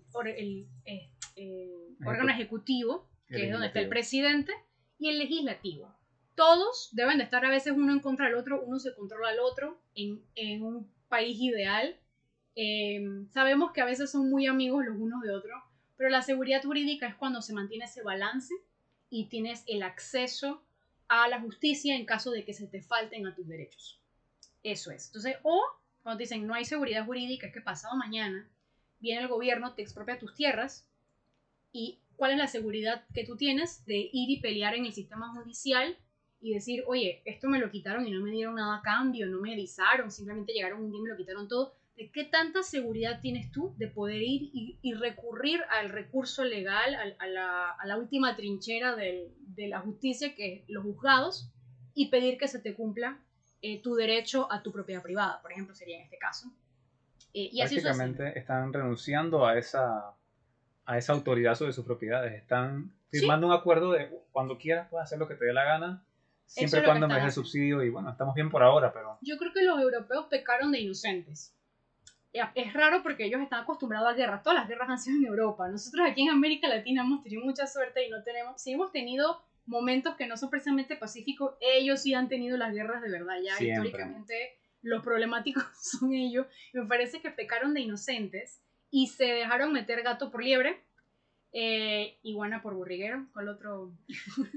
No conozco otras personas principales. Se dejaron meter esta ley que aparentaba ser buena para aparentar una seguridad alimentaria y en realidad lo que hicieron fue ceder su seguridad jurídica, su derecho a la propiedad de sus tierras y de poder cultivar o producir lo que desearan producir. Entonces el consumidor, el cliente final, queda amarrado y atado, y nosotros queremos venir y copiar esas leyes terribles, terribles esas leyes. Y bueno, mira si hay que ser un poquito malicioso. Dos conceptos más que aquí te los anoté porque eso sí me parecía increíble. El primer concepto es la zonificación ambiental, y el segundo concepto que te definen en esta ley, la ley 855 del 16 de agosto de 2022, es la resiliencia al cambio climático. Es una cosa súper extraña. Y el tercer punto es que ya en Panamá actualmente hay 10 instituciones que se encargan del sector agropecuario y alimenticio. Sin embargo, en esta ley se crea otra nueva institución que se llama Consejo de Cumplimiento y Política Agroalimentaria.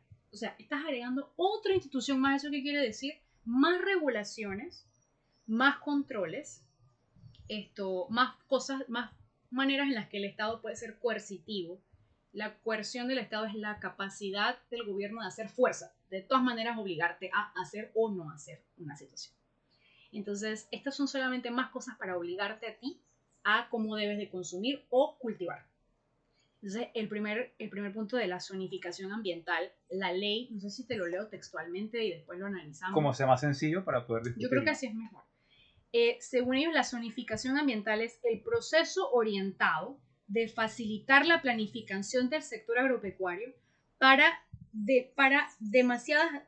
demarcar áreas relacionando características fenológicas de los cultivos, crías en el suelo y las condiciones ambientales. Es decir, cómo ellos van a clasificar los diferentes tipos de tierra y ambiente, dependiendo de cómo interactúan los cultivos, las crías de los animales y las condiciones ambientales. A priori suena como que coherente y lógico, ¿no? Ok, sí, tienes que sectorizar y tienes que tipificar las cosas. ¿Dónde va cada cosa? ¿Por qué este animal va con el otro? Sí, pero luego te dicen en la resiliencia al cambio climático, que es otro punto que ellos lo especifican, o sea, te dicen que es un nuevo concepto. Te dicen, resiliencia al cambio climático, ¿qué es? 2 puntos. Y te lo describen como la capacidad que tienen los ecosistemas de mantener sus funciones, procesos claves frente a las tensiones o presiones climáticas para acciones o influencias de la actividad de los humanos.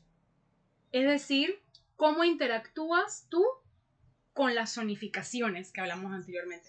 Creo que queda un poquito confuso. No sé si puedes tú explicarlo con un poquito más como consumidor. Lo que entiendo, a grosso modo, tratando de juntar los puntos, es que te están diciendo, a través de la regulación que habla de zonificación, de dónde vas a hacer, qué vas a hacer, cómo lo vas a hacer, y en el segundo punto hablan de considerar el cambio climático como una variable. Eso quiere decir que en base a ese criterio de lo que consideren ellos cambio climático o no, o consideren favorable o desfavorable para cumplir con esa regulación, que es el carbono cero, te van a forzar a cultivar o no. Según la zonificación que ellos tengan. Y por cierto, las zonificaciones hoy en día podrán ser unas, pasado mañana son otras. No tienes que verlo nada más desde el punto de vista agropecuario. Míralo en la ciudad. Si tú pasas por una calle, hoy en día esta es zonificación A, por decirte. Eso quiere decir que aquí esto es solamente zona residencial. No pueden haber comercios. Entonces las personas que compren esas casas saben que no pueden instalar una fábrica ahí de llantas. En fin, no pueden poner un taller. Eso es el tipo de zonificación. Las zonificaciones ambientales también pueden cambiar de la noche a la mañana. Y en base a un interés que tenga, no sé, un gobierno o un grupo de personas, no sabemos. El grupo de personas que crean que saben más y mejor que tú, que yo, que hemos estado aquí todo el tiempo. Sí, pues puedes decirme que hay que cuidar. Yo estoy 100% de acuerdo. Yo creo que todos estamos de acuerdo que hay que cuidar el medio ambiente, pero no deberíamos de forzar a los demás a cambiar su estilo de vida cuando sabemos que cada día más todo tipo de industria, en especial la industria agropecuaria, se optimiza a pasar del tiempo. Siempre se está optimizando todo. Hoy en día los carros andan, los tractores, para ser más específicos, pueden andar más con menos diésel, con menos emisiones. Entonces, o pueden cargar más, pueden alar más con menos emisiones, con menos diésel. Entonces, o con menos hombres. Puedo tener un solo tractor en lugar de tener 10, puedo tener, el mismo lo puede hacer uno solo. Esas son cosas que hay que tener en cuenta cuando te dicen que hay que reducir las emisiones a cero, que es imposible porque si tú respiras, emites, entonces es ilógico que vaya en algún momento a haber cero, a menos que la gente deje de respirar y de existir. Pues. Y de producir y de los crear. Animales también dejen de existir. Y en todo caso las plantas, entonces, ¿de dónde vamos? Las plantas respiran CO2, así que no sé exactamente, todos los necesitamos los unos de los otros, pero entonces quieres eliminar a uno sin eliminar al otro, eso son cosas que se contradicen en todas las leyes. ¿En qué crees que puede derivar esta regulación? ¿En un escenario pesimista? ¿O que esto se aprobó? ¿Cuál crees que sea el fin oculto si nos ponemos el sombrero de papel aluminio acá ahora? Como que... Bueno, pero es que no es el peor escenario imaginándomelo. Eso ya existe, eso ya ha pasado. Y la historia se repite. O sea, si nosotros no anotamos lo que haya pasado en la historia, no es de mi imaginación. No es que yo me puse el sombrero como dices tú. No me puse ningún sombrero, nada más me tengo que acordar lo que pasó en la historia. Vemos lo que es el Holodomor, que la gente casi no conoce ese nombre. Nosotros conocemos el Holocausto, que es la exterminación del pueblo judío que comenzó en Alemania por un austriaco, que nadie se acuerda que el man era austriaco, pero era austriaco. Sí, no era alemán. No era alemán, nada más que los alemanes se lo dejaron trepar. Pero, lo que pasó en la Unión Soviética es bien curioso. La Unión Soviética y lo que te acabo de mencionar aquí con el tema de la ley en Panamá, que pasaron de política agroalimentaria, es que ellos dicen aquí la justa distribución de las tierras. Se parece mucho. Se parece mucho a eso de colectivizar tierras, colectivizar cultivos. Eso fue lo que se hizo en la Unión Soviética, lo que se ha hecho en China también, lo que se hizo en Corea del Norte. El gobierno dice que para repartir mejor las tierras, para repartir mejor la comida, lo que tienen que hacer es recogerlo todo, administrarlo todo él de una manera central. Entonces todo esto se hace como por medio de leyes. Agarra el gobierno, recoge todo, te dice qué tienes que cultivar, qué no tienes que cultivar, cuándo lo tienes que cultivar, pero el gobierno la mayoría de las veces son personas que no tienen ni idea y en su vida se han metido a una finca a recoger una sola fruta ni sacar de la tierra una sola papita, así que ellos realmente no saben lo que están haciendo. ¿Qué hacen? Quiebran los lugares. En el caso de la Unión Soviética, y en el caso de que nadie habla de eso, nadie habla del Holodomor, que es específicamente la hambruna que se pasó cuando específicamente en el área de Ucrania, que Ucrania desde aquella época y hoy en día también lo es el mayor productor, es como el granero del mundo, es uno de los graneros del mundo porque son los lugares que más producen trigo. Y es uno de los productos de mayor consumo a nivel mundial por la cantidad de derivados que tiene. A pesar de que yo no lo consumo personalmente, pero reconozco que es gran parte de la canasta básica a nivel mundial. Es trigo, arroz, ¿qué más sería? Maíz, cebada, espelta, que no se consume aquí, pero son los granos principales que son de más barata producción, de consumo masivo y que son como el pilar más fuerte de la comida disponible a nivel mundial, que evita que la gente se muera de hambre. Entonces, aunque podría discutir eso, pero es la comida más disponible por sus bajos costos de producción. Y alto consumo, me imagino, que tiene altas calorías, me imagino. Y que... Sí, es alto contenido de calorías, fácil de producir y tiene muchos productos derivados que son de consumo masivo. No precisamente nutritivos. No precisamente, pero bueno. Y suelen ser, eso es otra cosa, es otro concepto bien interesante de las Naciones Unidas. Ellos crean los productos que ellos le dicen los productos de seguridad nacional, que hay que tener de seguridad nacional, como por ejemplo en Panamá el arroz, es un producto de seguridad nacional. De los principales.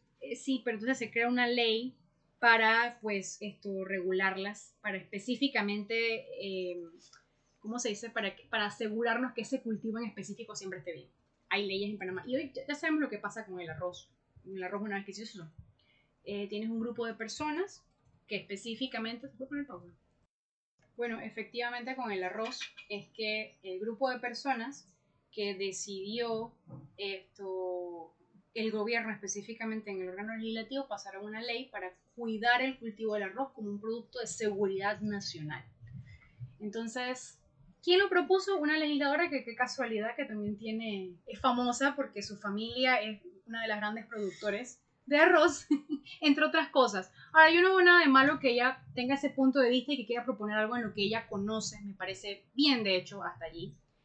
Pero la ley fue bastante beneficiosa para los productores industrializados, no precisamente para los productores pequeños, porque los industrializados son los que tienen más acceso a cumplir con todas las normativas de la ley, todo el papeleo, porque tienen un contador que les dice que sí, que producen tanta cantidad, entonces tienen acceso a tal número de más subsidios o de líneas crediticias en los bancos. Y entonces, ¿qué causó eso? Solamente quedan los grandes productores compitiendo entre ellos mismos. Como se tienen que asegurar que el precio del arroz siempre sea el mejor para los productores, porque eso está incluido en la ley. Luego de eso, pues, lo que causa es que las personas, los grandes productores, los que están monopolizando, básicamente, acaparan el producto. Ves en las noticias todo el tiempo, hay escasez de arroz, hay que correr a comprar, o comprarlo de afuera, o como es un producto de seguridad nacional, lo necesitamos, si no nos morimos, no hay papa, no hay zanahoria, no hay más nada, nada más hay arroz supuestamente, no hay plátano. No, ¿qué pasa? Estas personas lo acaparan, te lo dicen, las personas acusan a tal empresa de que tiene todos sus silos llenos de arroz. Eso es para especular en el precio, para mantener el precio que él quiere que le dé el gobierno, para mantener su línea crediticia y todos sus beneficios de subsidios y de líneas de crédito y así sucesivamente. ¿Y a quién deja por fuera al final? Al productor pequeño. Eso es el que siempre que ha afectado. Y el consumidor que quisiera buscar de manera local o una plantita pues que hayan sobado más y que con más cariño hayan pilado para que esté pues de mejor calidad. Sí, todas esas regulaciones al final eliminan la competencia sana y no hay un incentivo por hacer las cosas bien o por mejorar, sino que está forzado o está preestipulado cuál vas a consumir porque yo decidí como gobernante o como... Claro, entonces al final cuando tú empiezas nuevamente a repartir tierras o a más bien asegurarte la justa distribución de las tierras, lo que eso quiere decir históricamente ha sido la colectivización de los cultivos, la colectivización de los medios de producción. En otras palabras, que el gobierno dice que ahora va a ser de todos, porque ahora es del gobierno. Aunque realmente lo administran 4 gatos que están en una oficina, que nunca en su vida han tocado una tierra, una vaquita, nunca, no saben cuánto tiempo demora en crecer una planta, así sucesivamente. Entonces, hay grandes hambrunas que se han causado precisamente por la supuesta justa distribución de las tierras y por la colectivización.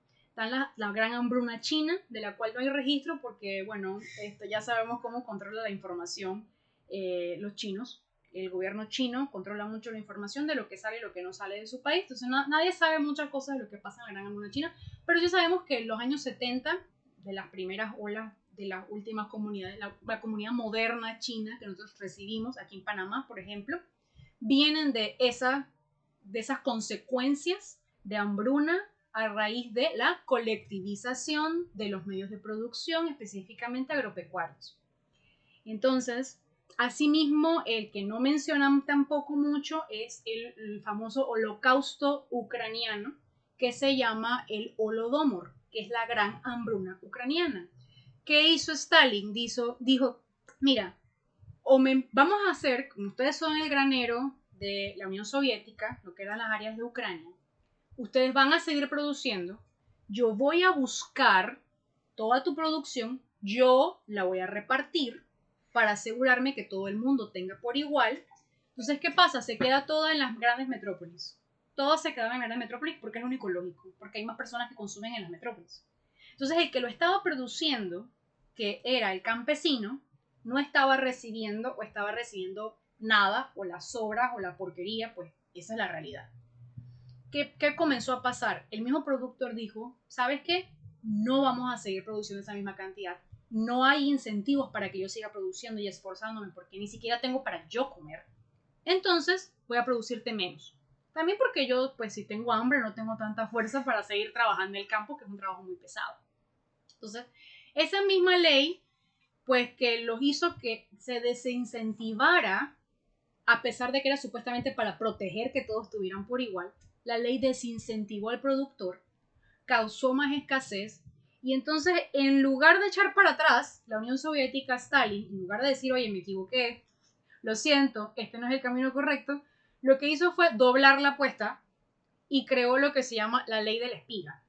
¿Qué significaba? Pues que o me lo entregas todo, o produces la misma cantidad, o te voy a encerrar todo este área de aquí.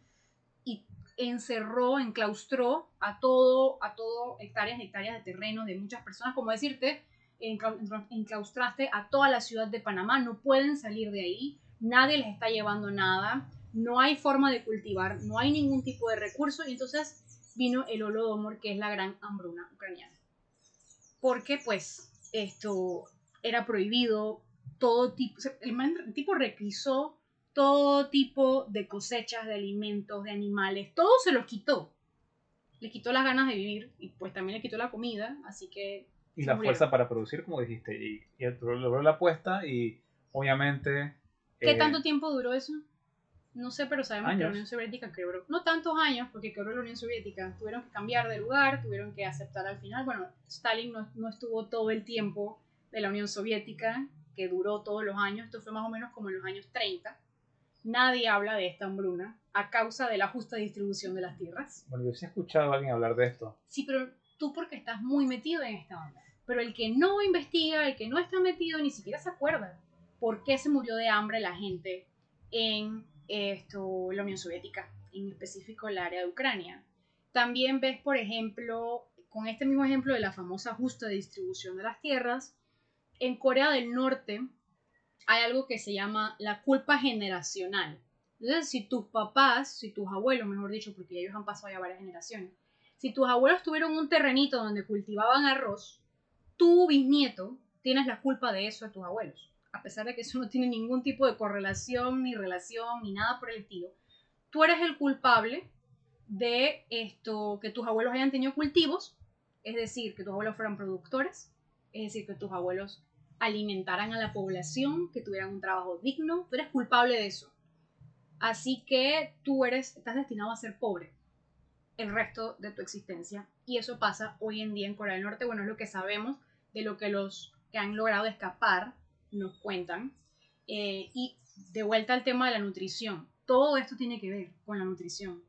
Todas estas son leyes que se han impuesto con supuestas buenas intenciones, que al final lo que hacen es desincentivar al productor porque lo oprimen, controlándole el precio, obligándole a vender o no vender, diciéndole qué o no cultivar, cuándo y dónde, y afectando al consumidor, que vaya, en verdad es un pequeño número de personas que producen en el mundo en comparación con todo el resto que ellos alimentan, que somos la mayoría. O sea, no hay tantos productores de ganado como consumidores de res. Pero ahí están y son personas que hay que apreciarles ese trabajo y que hay que cuidarles su trabajo. ¿Cómo? No interviniendo si no conocemos cómo se produce. A eso tú le tienes que agregar, bueno, en el caso de Corea del Norte, muchos, yo te lo estaba comentando antes, es muy común que digan que las personas nacen ciegas. No, cada vez son más pequeños que su contraparte, pues la contraparte que sería Corea del Sur. Cada vez son personas más pequeñas en estatura y eso se basa que tienen generaciones y generaciones de falta de nutrición. No existe tal cosa como el consumo de la carne, la gente tiene que recurrir a comer bichos, y es por eso que nosotros nos reímos de que ay, los asiáticos comen insectos. Y hasta cierto punto parece una burla, pero realmente también es parte de que esas leyes que se crearon para supuestamente que todo el mundo tuviera por igual, al final lo que causaron fue escasez y las personas con mucha necesidad no les quedó de otra más que consumir lo que encontraban por ahí. Y lo que encontraban pues eran bichos, ni modo. Me voy a poner del lado de alguien que está escuchando el podcast en el futuro, después de que se grabó, y puede sonar como un tema muy complejo porque hablamos de regulaciones, hablamos de gobiernos, hablamos un poco de historia acá, pero el contexto es que a raíz de buenas intenciones que muchas veces provienen de ideologías o de convicciones que no tienen una base lógica, para mí por lo menos, derivan en que se controla qué se produce, cuánto se produce, a qué precio, y al final el resultado es que tú y yo y todos los que estamos aquí como consumidores vamos a sufrir las consecuencias de una canasta básica más cara, tener eh, productos menos disponibles, una peor nutrición. Y yo quería saber, porque estás hablando de escenarios históricos, si tú ves, dijiste que históricamente ha pasado, ¿no? Y que yo te pregunté si veías un escenario pesimista ocurriendo en un lugar como Panamá. Bueno, lo que te acabo de comentar, que la ley 855, la que acaban de aprobar, específicamente es un reflejo de lo que las Naciones Unidas te pide a ti que parte de la Agenda 2030 sea. Un precursor de lo que ya ocurrió antes y que lo vemos como una buena intención, como que la Agenda 2030 tiene que ver con desarrollo sostenible, nos están cuidando, nos están... En verdad la Agenda 2030 tiene que ver con lo que el gobierno puede hacer para asegurar las metas que ellos tienen. Que eso no es ninguna conspiración, puedes meterte a la página de la ONU y ya están descritas cada una. Lo que no te dicen es cómo piensan lograrlo. Y todo lo piensan, te dicen que todo el mundo tiene que tener acceso al agua. ¿Cómo? Todo el mundo tiene que tener acceso a la comida. Si bien, ¿cómo vas a hacerlo? Repartiendo justamente las tierras para colectivizarlas y después que nadie tenga ningún tipo de incentivo para cultivarlas y por lo tanto al final crear escasez o una calidad paupérrima de los productos que consumimos. No, y lo que te digo, de las Naciones Unidas, ahí está. Esto viene siempre del Parlamento Europeo, ellos son los primeros que lo han hecho, y aquí siempre decimos, ay, es que en Europa lo hicieron. Bien. Fantástico. Y esta ley tiene muchas copias o muchos conceptos muy específicos que vienen de lo que ellos ya han aplicado, así que ya está pasando. Entonces tú vienes, por ejemplo, el año pasado, no sé si todavía esté, porque hay una barrera del idioma y que es difícil a veces encontrar noticias de Ucrania para ver bien lo que ellos tienen en Polonia, para saber exactamente lo que ellos hablan o qué dificultades tienen respecto a sus políticas agroalimentarias, de su seguridad jurídica. Pero entonces sí podemos ver cuando se traducen, cuando nos las mandan para acá ya diluidas y medio criollas. Con un título cambiado, que no tiene nada que ver con lo que pasó. Sí, es exactamente, pero sí podemos ver, por ejemplo, hoy en día, el año pasado, desde el 2021 al 2022, no sé este año cómo se ha desarrollado, porque te digo, es difícil conseguir noticias realmente imparciales o que tú puedas investigarlas, porque estoy segurísima que las hay. Pero pues yo no hablo holandés, entonces, como yo no hablo holandés, no hablo muy bien francés, pues yo recibo noticias masticadas, recibo noticias parcializadas, incompletas, pero actualmente en Australia, no, perdón, en Nueva Zelanda, sí, en Australia también, lo que es los Países Bajos, que es Holanda. lo que sí, nosotros le decimos Holanda, pero dice que no les digas así, por favor. Bueno, hay una confusión ahí, pero... es una confusión en la traducción. Pero lo que es Bélgica, Países Bajos, actualmente el gobierno de ellos les obligó a reducir inmediatamente, estamos hablando del periodo de meses, semanas, a reducir inmediatamente entre el 12 y el 70% de sus emisiones de nitrógeno y CO2 a los productores de carne y lácteos. Porque según ellos, el ganado produce mucho CO2. Eso es discutible, sumamente discutible, porque cuando tú te vas a ver en las ciencias de la meteorología, la atmosférica, el CO2 constituye, o sea, el dióxido de carbono, constituye por ley de la naturaleza, no por ley impuesta por ningún gobierno, pero es una ley al fin y al cabo, que constituye entre el 0.04% de nuestra atmósfera. Y esto también sabemos que en los últimos años se ha reducido más al 0.03% porque hemos hecho esfuerzos para reducir esa cantidad. Ellos te dicen a ti que tiene que ser emisiones cero, que es imposible porque si bajas de 0.2 mueren las plantas, porque las plantas necesitan el CO2 porque ellas respiran CO2. Entonces, tienes unos gobiernos que están haciendo leyes para hacer emisiones de carbono negativo, eso es imposible de hacer, y ya sabemos que si lo haces se mueren las plantas.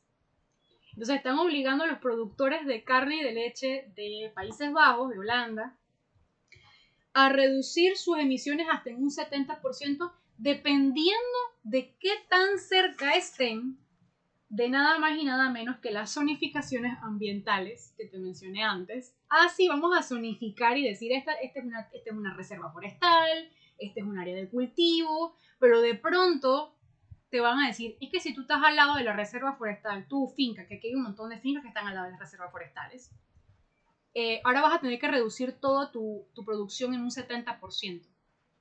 ¿Dónde esa persona va a sacar para invertir? digamos, si es que es posible, existe la tecnología para reducir en un 70% tus emisiones de dióxido de carbono. ¿Dónde esa persona va a sacar ese dinero? O simplemente dejar de producir, pero que no te queda de otra, que es lo que parece. Es que es exactamente las opciones que ellos están dando en estos Países Bajos. Es que me confundo, yo también digo Holanda.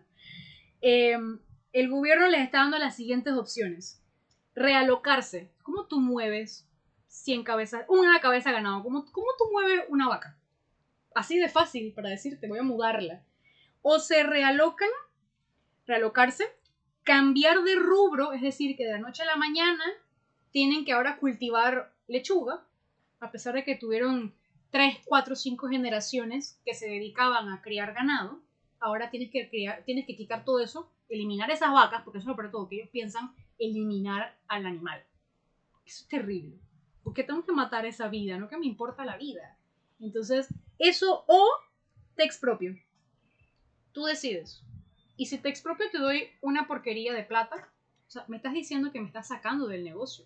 Me estás diciendo que me tengo que morir de hambre. Porque de hecho, el que se dedica a ganado es especialista en dedicarse a ganado. Puede que cultive de vez en cuando maíz en alguna parcela, pero realmente no es el rubro al que se está dedicando. Han dedicado sus esfuerzos de toda una vida en aprender técnicas, en optimizar los procesos. Bueno, pero entonces ahora por ley les quieren obligar, y esas leyes las estamos copiando acá. Aquí a la gente en América, y no solamente en Panamá, sino desde México hasta Argentina, les encanta utilizar la frase, es que en Europa hacen no sé qué cosa, es que en Europa dijeron tal cosa, es que en Canadá hicieron... A mí qué me importa, esa gente no sabe que aquí hay un lugar que se llama Alange, que cultiva mucho arroz. Esa gente no sabe que aquí hay un lugar aquí que se llama Los Santos y cultivan mucho maíz. Ellos no saben que existe aquí un lugar que se llama Purio y es un lugar de pescadores. No tienen la más mínima, ni los panameños, ni nosotros mismos locales sabemos todos los nombres de los pequeños pueblos ni a qué se dedican, como para decir que alguien que está en una oficina en los Alpes franceses vayan a decirme a mí qué es lo que tengo no que producir, porque ellos creen que produce mucho CO2 o poco CO2. Entonces eso no tiene sentido. Pero estamos permitiendo que esas personas que no conocen de nuestra idiosincrasia, de nuestra cultura, forjen leyes so pretexto del cambio climático. ¿Y por qué digo so pretexto? Porque, pues, a través de la historia, los últimos 100 años, 200 años antes, no es que no hay que cuidar el medio ambiente, pero siempre está cambiando. Te dicen que lo estamos acelerando. Bueno, eso puede ser, pero no por eso yo tengo que cambiar todo mi estilo de vida de la noche a la mañana y eso es lo que ellos pretenden todo el tiempo. Por medio de legislaciones, cambiar el estilo de vida de las personas y no para mejor. Sí, ¿y qué garantía hay de que esas medidas, después de tanto sacrificio, después de dejar de producir, después de cambiarle la vida a muchas personas, tanto productores como consumidores, qué garantía hay de que como consecuencia, sí, vamos a bajarle medio grado la temperatura del globo y que por consecuencia de ese bajón de temperatura vamos a tener un mejor clima? ¿Qué garantía hay de que eso en verdad va a suceder? ¿Quién comprobó en el futuro de que ese es el resultado final si seguimos los pasos que están proponiendo? Bueno, pero es que no la hay. No hay garantía No, de no hay eso. ninguna. Ellos no lo saben. Es una retórica, pero no. No, sí, no lo saben. Pero si tú les insistes, y nuevamente buscamos en la historia qué ha pasado con esas intenciones altruistas, las mejores intenciones del mundo, vamos a darle comida a todo el mundo. Así que Stalin dijo, voy a obligarlos a todos ustedes a morirse de hambre porque no le quieren dar comida a ustedes a todo el mundo. Estamos a un paso de eso. O sea, nada más estamos a un papel, a una gaceta oficial de eso. Y por eso te lo pregunté, como que, ¿qué distancia hay de esta regulación a una gaceta oficial? A una realidad como lo que narraste que pasó en Ucrania, o como lo que está pasando en Holanda, o como lo que está pasando en Nueva Zelanda. O te quiero mencionar también el caso que me llama la atención diariamente, cómo se está promoviendo el uso de carnes sintéticas, bien sutilmente hablando de proteínas de grillo, que yo le he consumido, después te cuento. Wow. Sí, valiente, qué valiente. Sí, pero al final era una barra de proteína de grillo que la vi como un suplemento y que la promoción era que contenía cierta cantidad de gramos de proteína y que era más sostenible que la carne de res. Y esto fue, tal vez lo probé en el 2015, pero tiene un rato sucediendo y ha adquirido como más relevancia y ahora hay productos como Beyond Meat, Beyond Burger, Beyond lo que sea. Que son altísimas en sodio y que precisamente la FDA y la USDA las aprueban. Sí. Pero si tú vas a ver los componentes, eso no tiene sentido, ¿no? Yo como consumidor, a mí no me hace sentido que algo que tenga 15 ingredientes que fueron todos creados en un laboratorio, de la manera más sintética que se pudo encontrar, es más sano que el chivito que criaron, el puerco que crió una pareja de señores campesinos para vender al que se le acercara. A mí no me hace sentido que un animal que haya consumido hierba, maíz, las sobras de la comida de ese día, como siempre ha sucedido, como toda la vida se ha hecho, no me hace mucho sentido de que eso es menos sano que lo de Beyond Meat o ¿cómo se llaman? Beyond Burger, Beyond todo. Todo es más allá. Esto es más allá de... El más allá, eso está tenebroso. El más allá de la carne en verdad es tenebroso. A mí me parece que es tenebroso. Pero nuevamente, ¿quiénes los aceptan? Todos tienen sellito de FDA, todos tienen sellito de USDA, todos tienen sellito de el conejito del Parlamento Europeo, todos tienen sellito de estrellitas europeas, de que todas esas cosas las aprueban, este tipo de consejos, de que las Naciones Unidas le da el visto bueno. Ok, está bien, pero eso no quiere decir que sea realmente bueno. Esas personas no saben lo que, como tú dices, el tipo de inmunidad que yo he obtenido aquí, la costumbre que mi cuerpo, o sea, nosotros de pronto tenemos más... Acuérdate que en el caso de los asiáticos, la mayoría son intolerantes a la lactosa. Y por eso la leche de soya, que no es leche, es bebida de soya, aunque legalmente se le pueda decir leche, realmente hay otros países donde se regula, incluso es otro tipo de regulación. ¿Qué nombre le puedes poner a qué producto?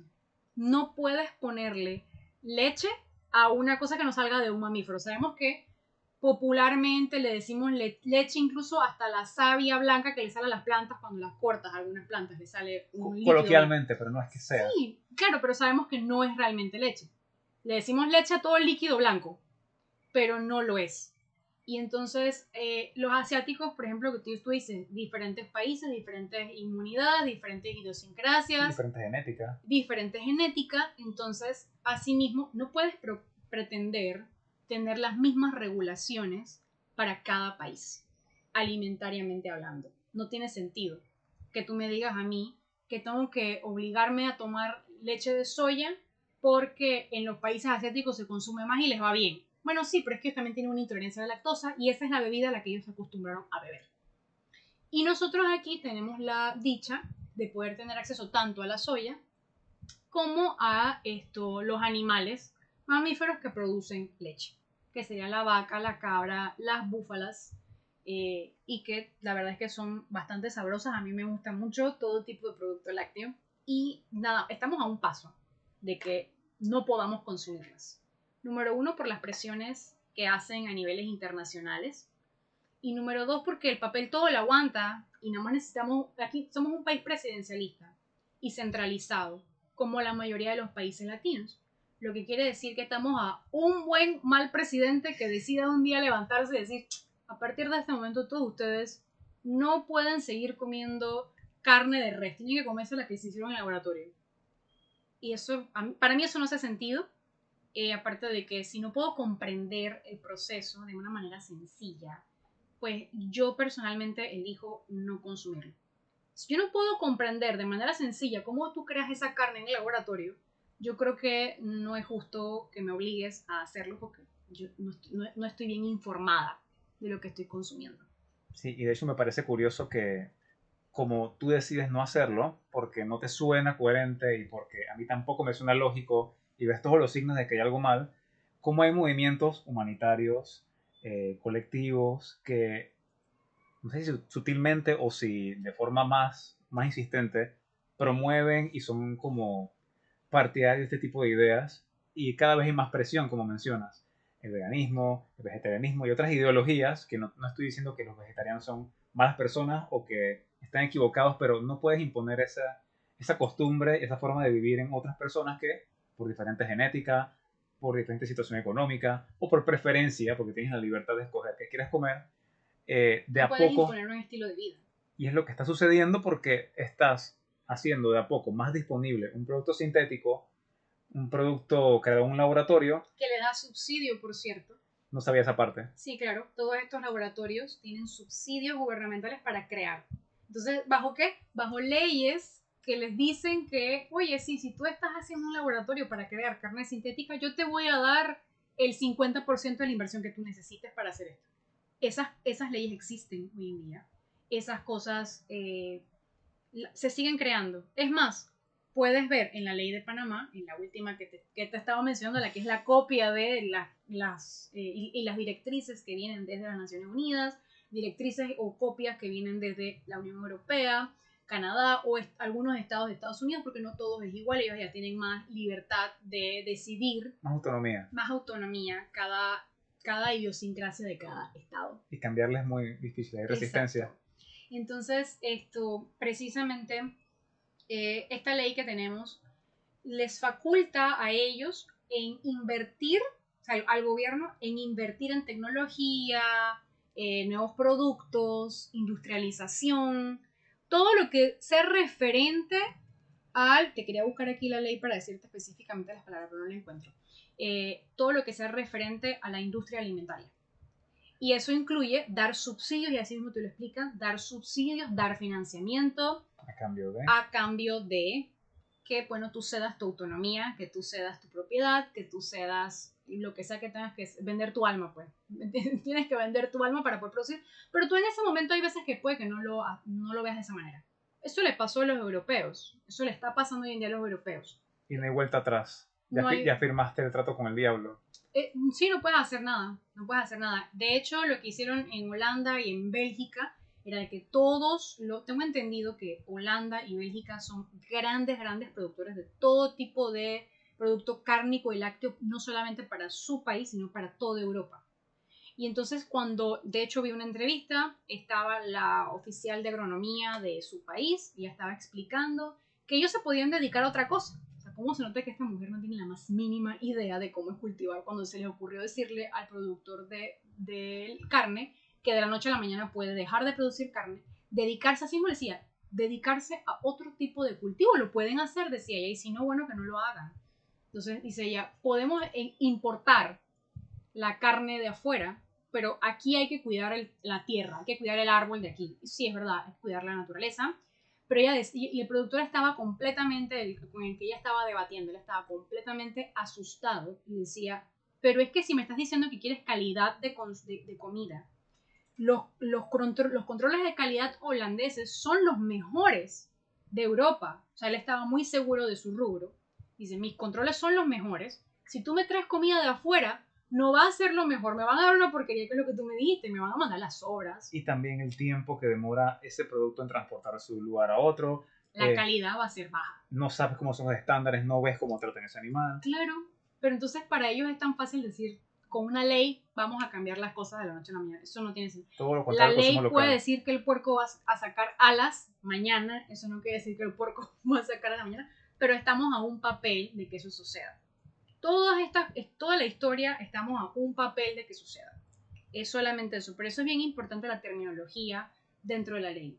Esta ley 855 lo que crea es el marco jurídico y marco teórico, es decir, las definiciones, las bases y la facultad del gobierno de poder hacer o deshacer nuevos decretos, nuevas instituciones, nuevas formas, nuevos procesos, nuevos subsidios, nuevas formas de financiar o de que tú tengas acceso a consumir lo que te dé la gana o a producir lo que a ti te dé la gana.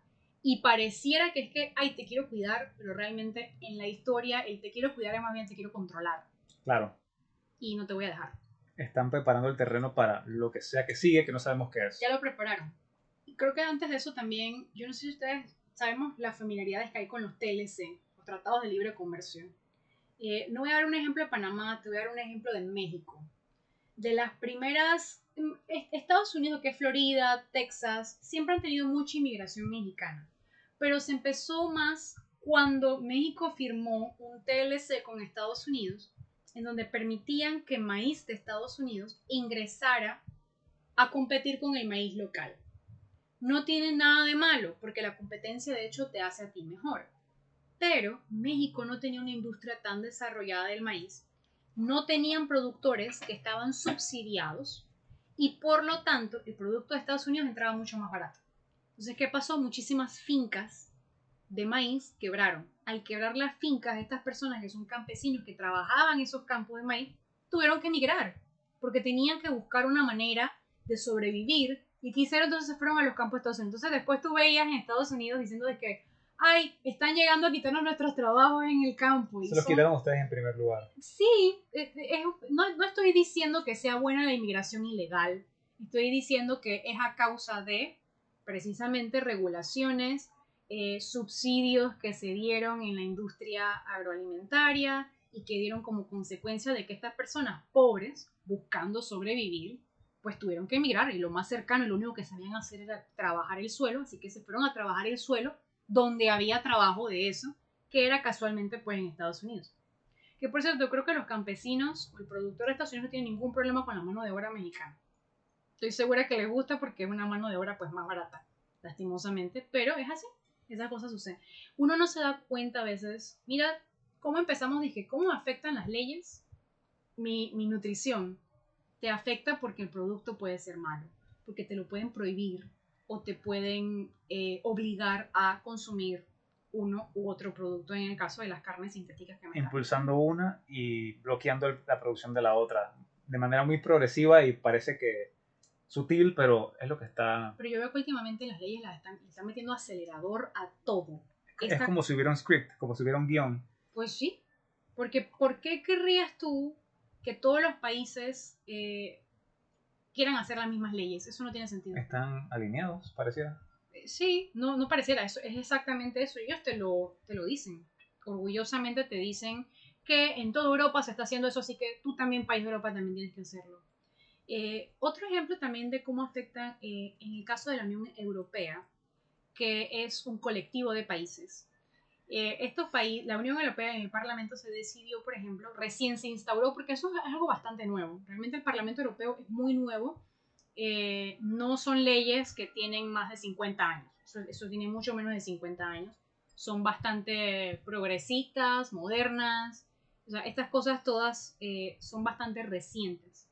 Cuando recién se hizo eso, hubieron algunas regiones vinícolas, ya que estamos hablando del vinito, de Francia, por ejemplo, o Italia, o España, y según los estamentos de la Unión Europea, había que dejar de producir uno o en otro lugar porque según ellos podían planificar mejor y por lo tanto en la planificación, en la distribución justa de las tierras, decían que no era factible que, digamos, X zona de España, X pueblito de España, compitiera con X pueblito de Francia, y como todo el mundo había firmado el mismo acuerdo, entonces, esos son leyes, acuerdos son leyes, pasaban por encima de la soberanía de los países, que yo estoy completamente en contra de esas teorías, y esto le prohibían o dejaron de producir algunos lugares. Yo estoy dando el ejemplo del vino, pero hay otro tipo de cultivos también que seguramente se vieron afectados, como por ejemplo la producción de aceite de oliva, que no solamente la produce España, Italia, Turquía, Grecia.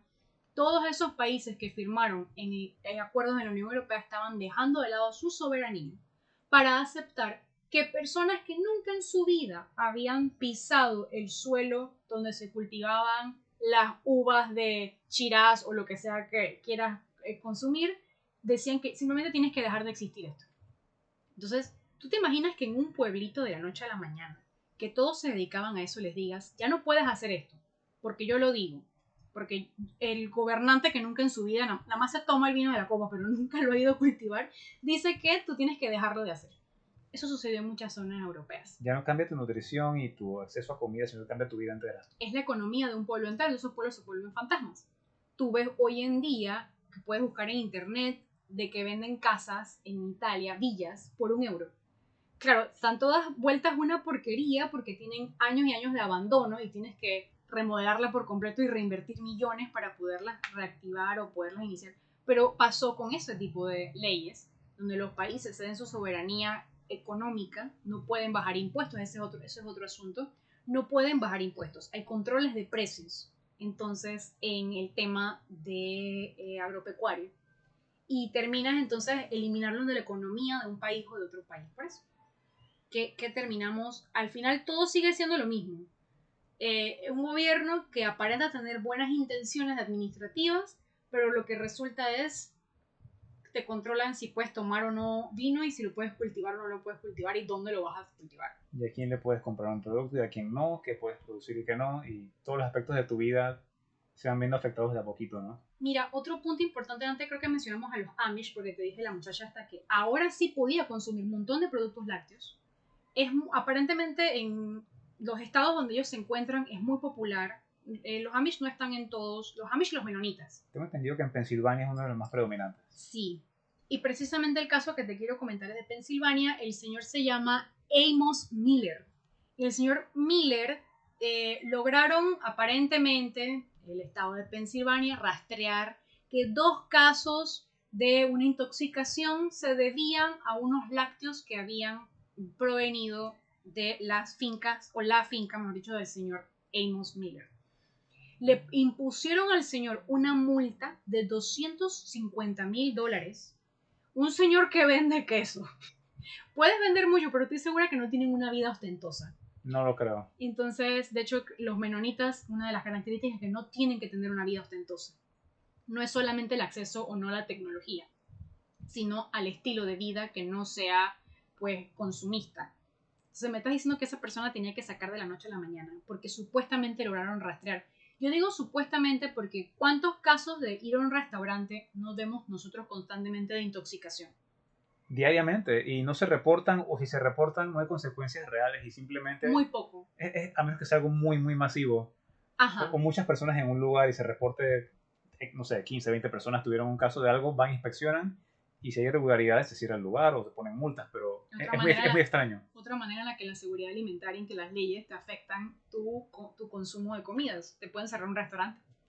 Así que pues hay leyes muy positivas al respecto, pero también, entonces tienes este señor que le dijeron Amish, es que si ahora en adelante no vacunas a tus animales de las vacunas que nosotros te decimos que tienes que ponerles, si de ahora en adelante no le das a tus gallinas el alimento que yo te digo que le tienes que dar, entonces ya no te voy a permitir vender.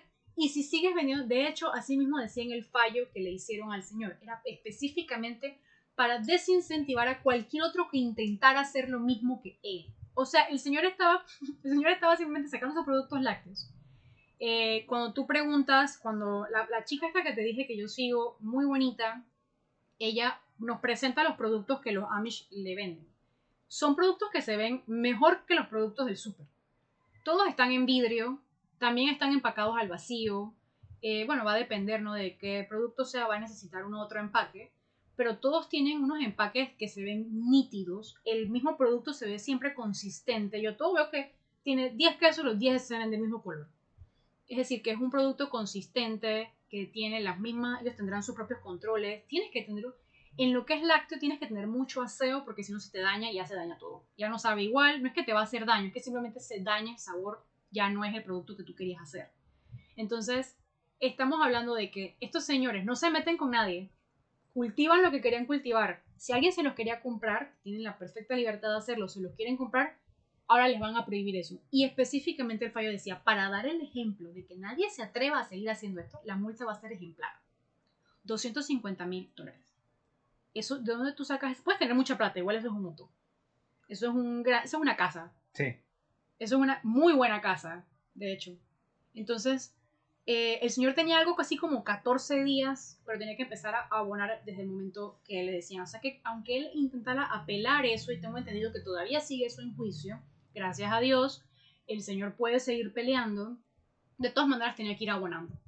El señor no tenía plata y entonces la gente de la comunidad, o sea, como que el mismo estado, la gente se corrió la voz y quisieron ayudarle a abonar a su deuda. Sin embargo, pues, no sé si ha terminado del todo. Tengo entendido que el señor todavía sigue peleando eso. Como es un tema Amish y es un tema bien, ¿cómo se dice? Es un tema que especula mucho sobre el control que quiere ejercer el gobierno sobre esta comunidad. Entonces, es algo que te cuesta un poquito encontrarlo. Nuevamente la barrera del idioma está en inglés, es donde vamos a encontrar noticias de eso, pero vale la pena investigar cómo personas que tratan de criar su propia comida, más o menos vender local, aún así quieren hacer un ejemplo de ellos prohibiéndoles, que eso es terrible. O sea, quiere hacer un ejemplo de tu sufrimiento, y eso es específicamente lo que ha pasado en China, específicamente lo que pasa en Corea del Norte. En Cuba, si te atreves a tener una vaca, intenta tener una vaca en Cuba para que tú veas qué te pasa. Y así sucesivamente en cada uno de estos países donde cada vez hay más controles.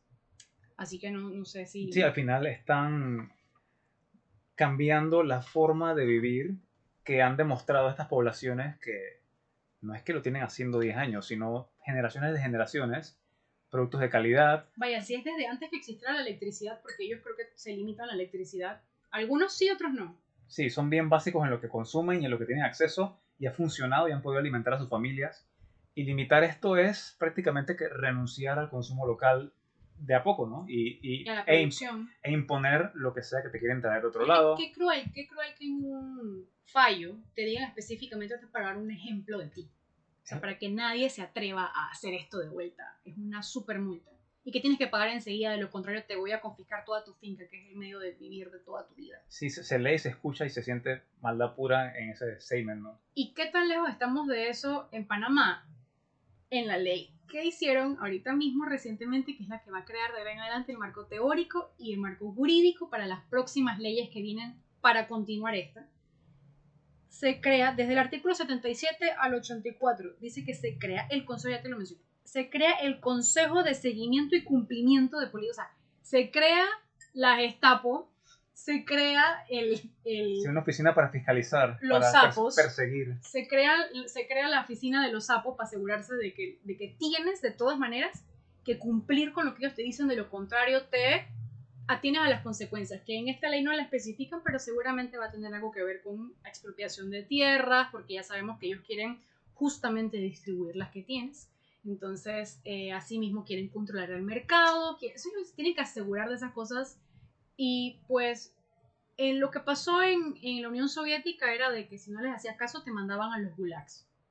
Así que aquí sería la cárcel, ¿no? Si no cumples. Y aquí vemos que eso está pasando. Hay leyes que se están pasando que poco a poco estamos viendo cómo van a ir en detrimento de tu seguridad jurídica, de tu propiedad. Y mira, una cosa que pareciera que no tiene mucha relación, pero que va a tener relación, porque si hay un consejo de seguimiento y cumplimiento, es decir, que una forma coercitiva, una forma de obligar a las personas a cumplir con estas leyes, de si hacen algo ilegal para darles el seguimiento. Asimismo, está la famosa ley que hoy en día están tratando de pasar de todas maneras, que es la ley de extinción de dominio, que te dicen que que la ley te lo especifica, si alguien te acusa a ti de algo ilegal, no precisamente que tienes pruebas, no precisamente que te están investigando, alguien te acusa a ti de, viene la fiscalía, te confiscan todo y ahí ya empezó. ¿Dónde está la presunción de inocencia? No lo sé. Pero imagínate que te lo venden como quien dice que eso es para los narcotraficantes. Sí, pero de los narcotraficantes es una cosa ilegal. ¿Sabes cuántas cosas ilegales pueden haber? Como por ejemplo cultivar cerca de una zona ambiental que supuestamente está protegida, porque ellos mismos se inventaron. Leche cruda. Tomar leche directamente. Tú la tomaste, ¿quién te mandó? Nadie te mandó. Nadie tiene la culpa de eso tampoco. Pero, mira, la ley de extinción de dominio puede tener que ver con el Consejo de Cumplimiento y Seguimiento de las políticas agroalimentarias y que puede también desencadenar. O sea, no estamos nada lejos. Nosotros tenemos que hacer derecho comparado, tenemos que comparar cómo están funcionando esas leyes en otros países.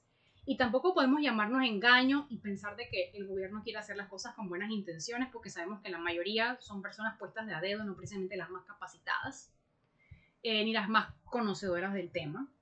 Y adicional de eso, tú me vas a decir a mí, de nuevo, estas personas de verdad saben producir, de verdad saben lo que es mejor para mí. No lo saben. O sea, a mí me parece que no lo saben. A mí me parece que el ministro de Agropecuaria no sabe que yo puedo tomar nada más una marca de leche y él no me puede obligar a mí a tomar la que él le dé la gana. Pero con estas cosas sí pueden llegar a terminar desincentivando y limitando la capacidad de acceder al que a mí me gusta o al que se pueda producir también. Bueno, hemos cubierto creo que todos los puntos que nos hemos trazado y son bastantes. Para mí ha sido nuevo, han sido nuevos muchos de los conceptos que has tratado aquí y te quiero agradecer por tu participación. Pero antes de cerrar, yo quería saber, dicho todo esto que me has explicado y que he vuelto como a la infancia tratando de entender cosas que son complejas de modo básico, ¿qué podemos hacer al respecto? Ya que el escenario pinta no muy prometedor, se ve como que estamos acorralados. ¿Qué podemos hacer como ciudadanos, como consumidores, como productores para contrarrestar esta tendencia o si estamos sin esperanza? Bueno, yo creo que siempre hay esperanza, siempre. Pero lo principal es, y quizás esto no le va a gustar a las personas, es intentarlo ustedes mismos. Intenta tú mismo sembrar un palito de limón para que cuando quieras hacerte tus micheladas o tu limonada con raspadura, intenta hacerlo tú mismo. Cuando tú mismo cultives tu limón, vas a entender ese aprecio por esto. O ¿sabes qué? Consíguete un lugar, que eso también puedes hacerlo. Críate un animal, críate una gallina, dos, para que te pongan huevitos. Intenta hacerlo. Cuando tú lo intentas, entonces tú me dices a mí, sí, yo necesito que el gobierno me controle o que no me controle. Sí, yo voy a pagarle al productor el precio que él me está pidiendo por este pedazo de carne porque yo sé lo que cuesta hacerlo. Ese vínculo tienes que hacerlo tú mismo. Cuando tú lo haces tú mismo, ya no tienes que leer más nada. Ya lo intentaste, ya tú mismo te fogueaste en eso y ya simplemente vas a hacer tu mejor esfuerzo por tú consumir más sano, porque sabes lo que cuesta consumir sano, y también por no ponerle trabas al que lo está haciendo por ti, que es el productor. Yo creo que esa es la única manera. Inténtalo tú mismo. Aprender a través de la experiencia Es y a la través de única esa manera. experiencia adquirir un criterio que te permita decidir a quién apoyar, a quién no, porque al final creo que tenemos, no sé si podemos decidir o si hay tendencias políticas que apoyan estas regulaciones y otras que no, no sé cómo ves el panorama aquí. Yo creo que la gente sí va a tener tendencias a lo positivo si ellos mismos lo hacen. Es que yo de verdad que te puedo decir que lee, ve a visitar una finca. No hagas, o sea, sí lo hazlo. Obviamente tienes también que leer porque es la única manera de saber por dónde empezar a buscar. Y también te puedo decir, sí, visita estas fincas que te dicen ven para que veas cómo se cultiva la fresa, pero también tienes que hacerlo tú. Tienes que hacerlo tú. Es muy bonita, esas otras dos formas son muy interesantes también, pero la única manera donde tú aceptes o no aceptes una u otra regulación es si tú mismo lo intentas. Y de verdad que tampoco es tan complicado porque yo en mi casa no tengo patio, yo vivo en la mitad de la ciudad, pero yo tengo mis plantas para mis tés y también tengo mis palitos de limones y también pues tenía un palito de aguacate, pero ya ese sí expiró, ya murió porque creo que en pote no demora tanto tiempo. Y así mismo los limones, pero esos limones son los más ricos porque, o sea, son los que yo cuidé y los que yo hice, así que creo que es la única forma. Inténtalo tú mismo. Inténtalo y después me dices si aceptas o no aceptas que te conguen, como se dice aquí en buen panameño. Bueno, de nuevo quiero darte las gracias por sacar tiempo, por haber cubierto todo este material que de otra manera para mí hubiera sido que, no sé, hubiera tomado varios años en juntarlo. Y quedas invitada para otro episodio más adelante de otro tema porque me quedé con ganas de hablar de dos temas que son subtemas del subtema. Sí, porque es que se da para muchas cosas, de verdad que sí. Yo, las veces que comenté que venía a hablar contigo, me decían, ¿y eso qué tiene que ver? Una cosa, yo les daba 10 ejemplos diferentes, que son los que hemos hablado aquí. Y de todos esos ejemplos salen más ejemplos. Hay muchas formas en las que las leyes te afectan directamente, ni siquiera indirectamente, directamente a tu nutrición. Ya vemos que desde que se incentiva la economía o se desincentiva, o desde que te prohíben o no te prohíben una cosa. Y que claramente los sellitos gubernamentales no son precisamente la garantía de nada. En Sí, nada. sí, les exhorto a que duden de todo, a que investiguen los productos que consumen, el sello que tiene de garantía, qué significa, de dónde proviene, lean los ingredientes. Trato de promover el pensamiento crítico. Y la historia. Y la historia es muy ¿Qué importante. historial tienen esas personas? ¿Qué historial tiene la FDA con la cantidad de cancerígenos que aprueban para que se produzca o no un rubro cualquiera? No solamente comida, sino medicamentos también. Hace poquito acaban de decir que hay un tipo de sustituto de azúcar, de endulzantes, que también daban cáncer. Todo da cáncer hoy en día. Pero esas cosas las permiten las leyes, o las prohíben las leyes también. Así que bueno, nuevamente, muchas gracias por estar acá. Gracias a ti. Y bueno, espero que les haya gustado el episodio. Tratamos de explicar lo más simple posible. Sé que es un tema complejo, incluso para mí. Es un reto, pero de ahí viene el aprendizaje. De tratar de romper como la frontera del conocimiento actual y atreverse a buscar un poquito más. Así que bueno, María, muchas gracias. Y a todos por estar aquí en Pensando Entrenando, episodio número 24. Hasta luego.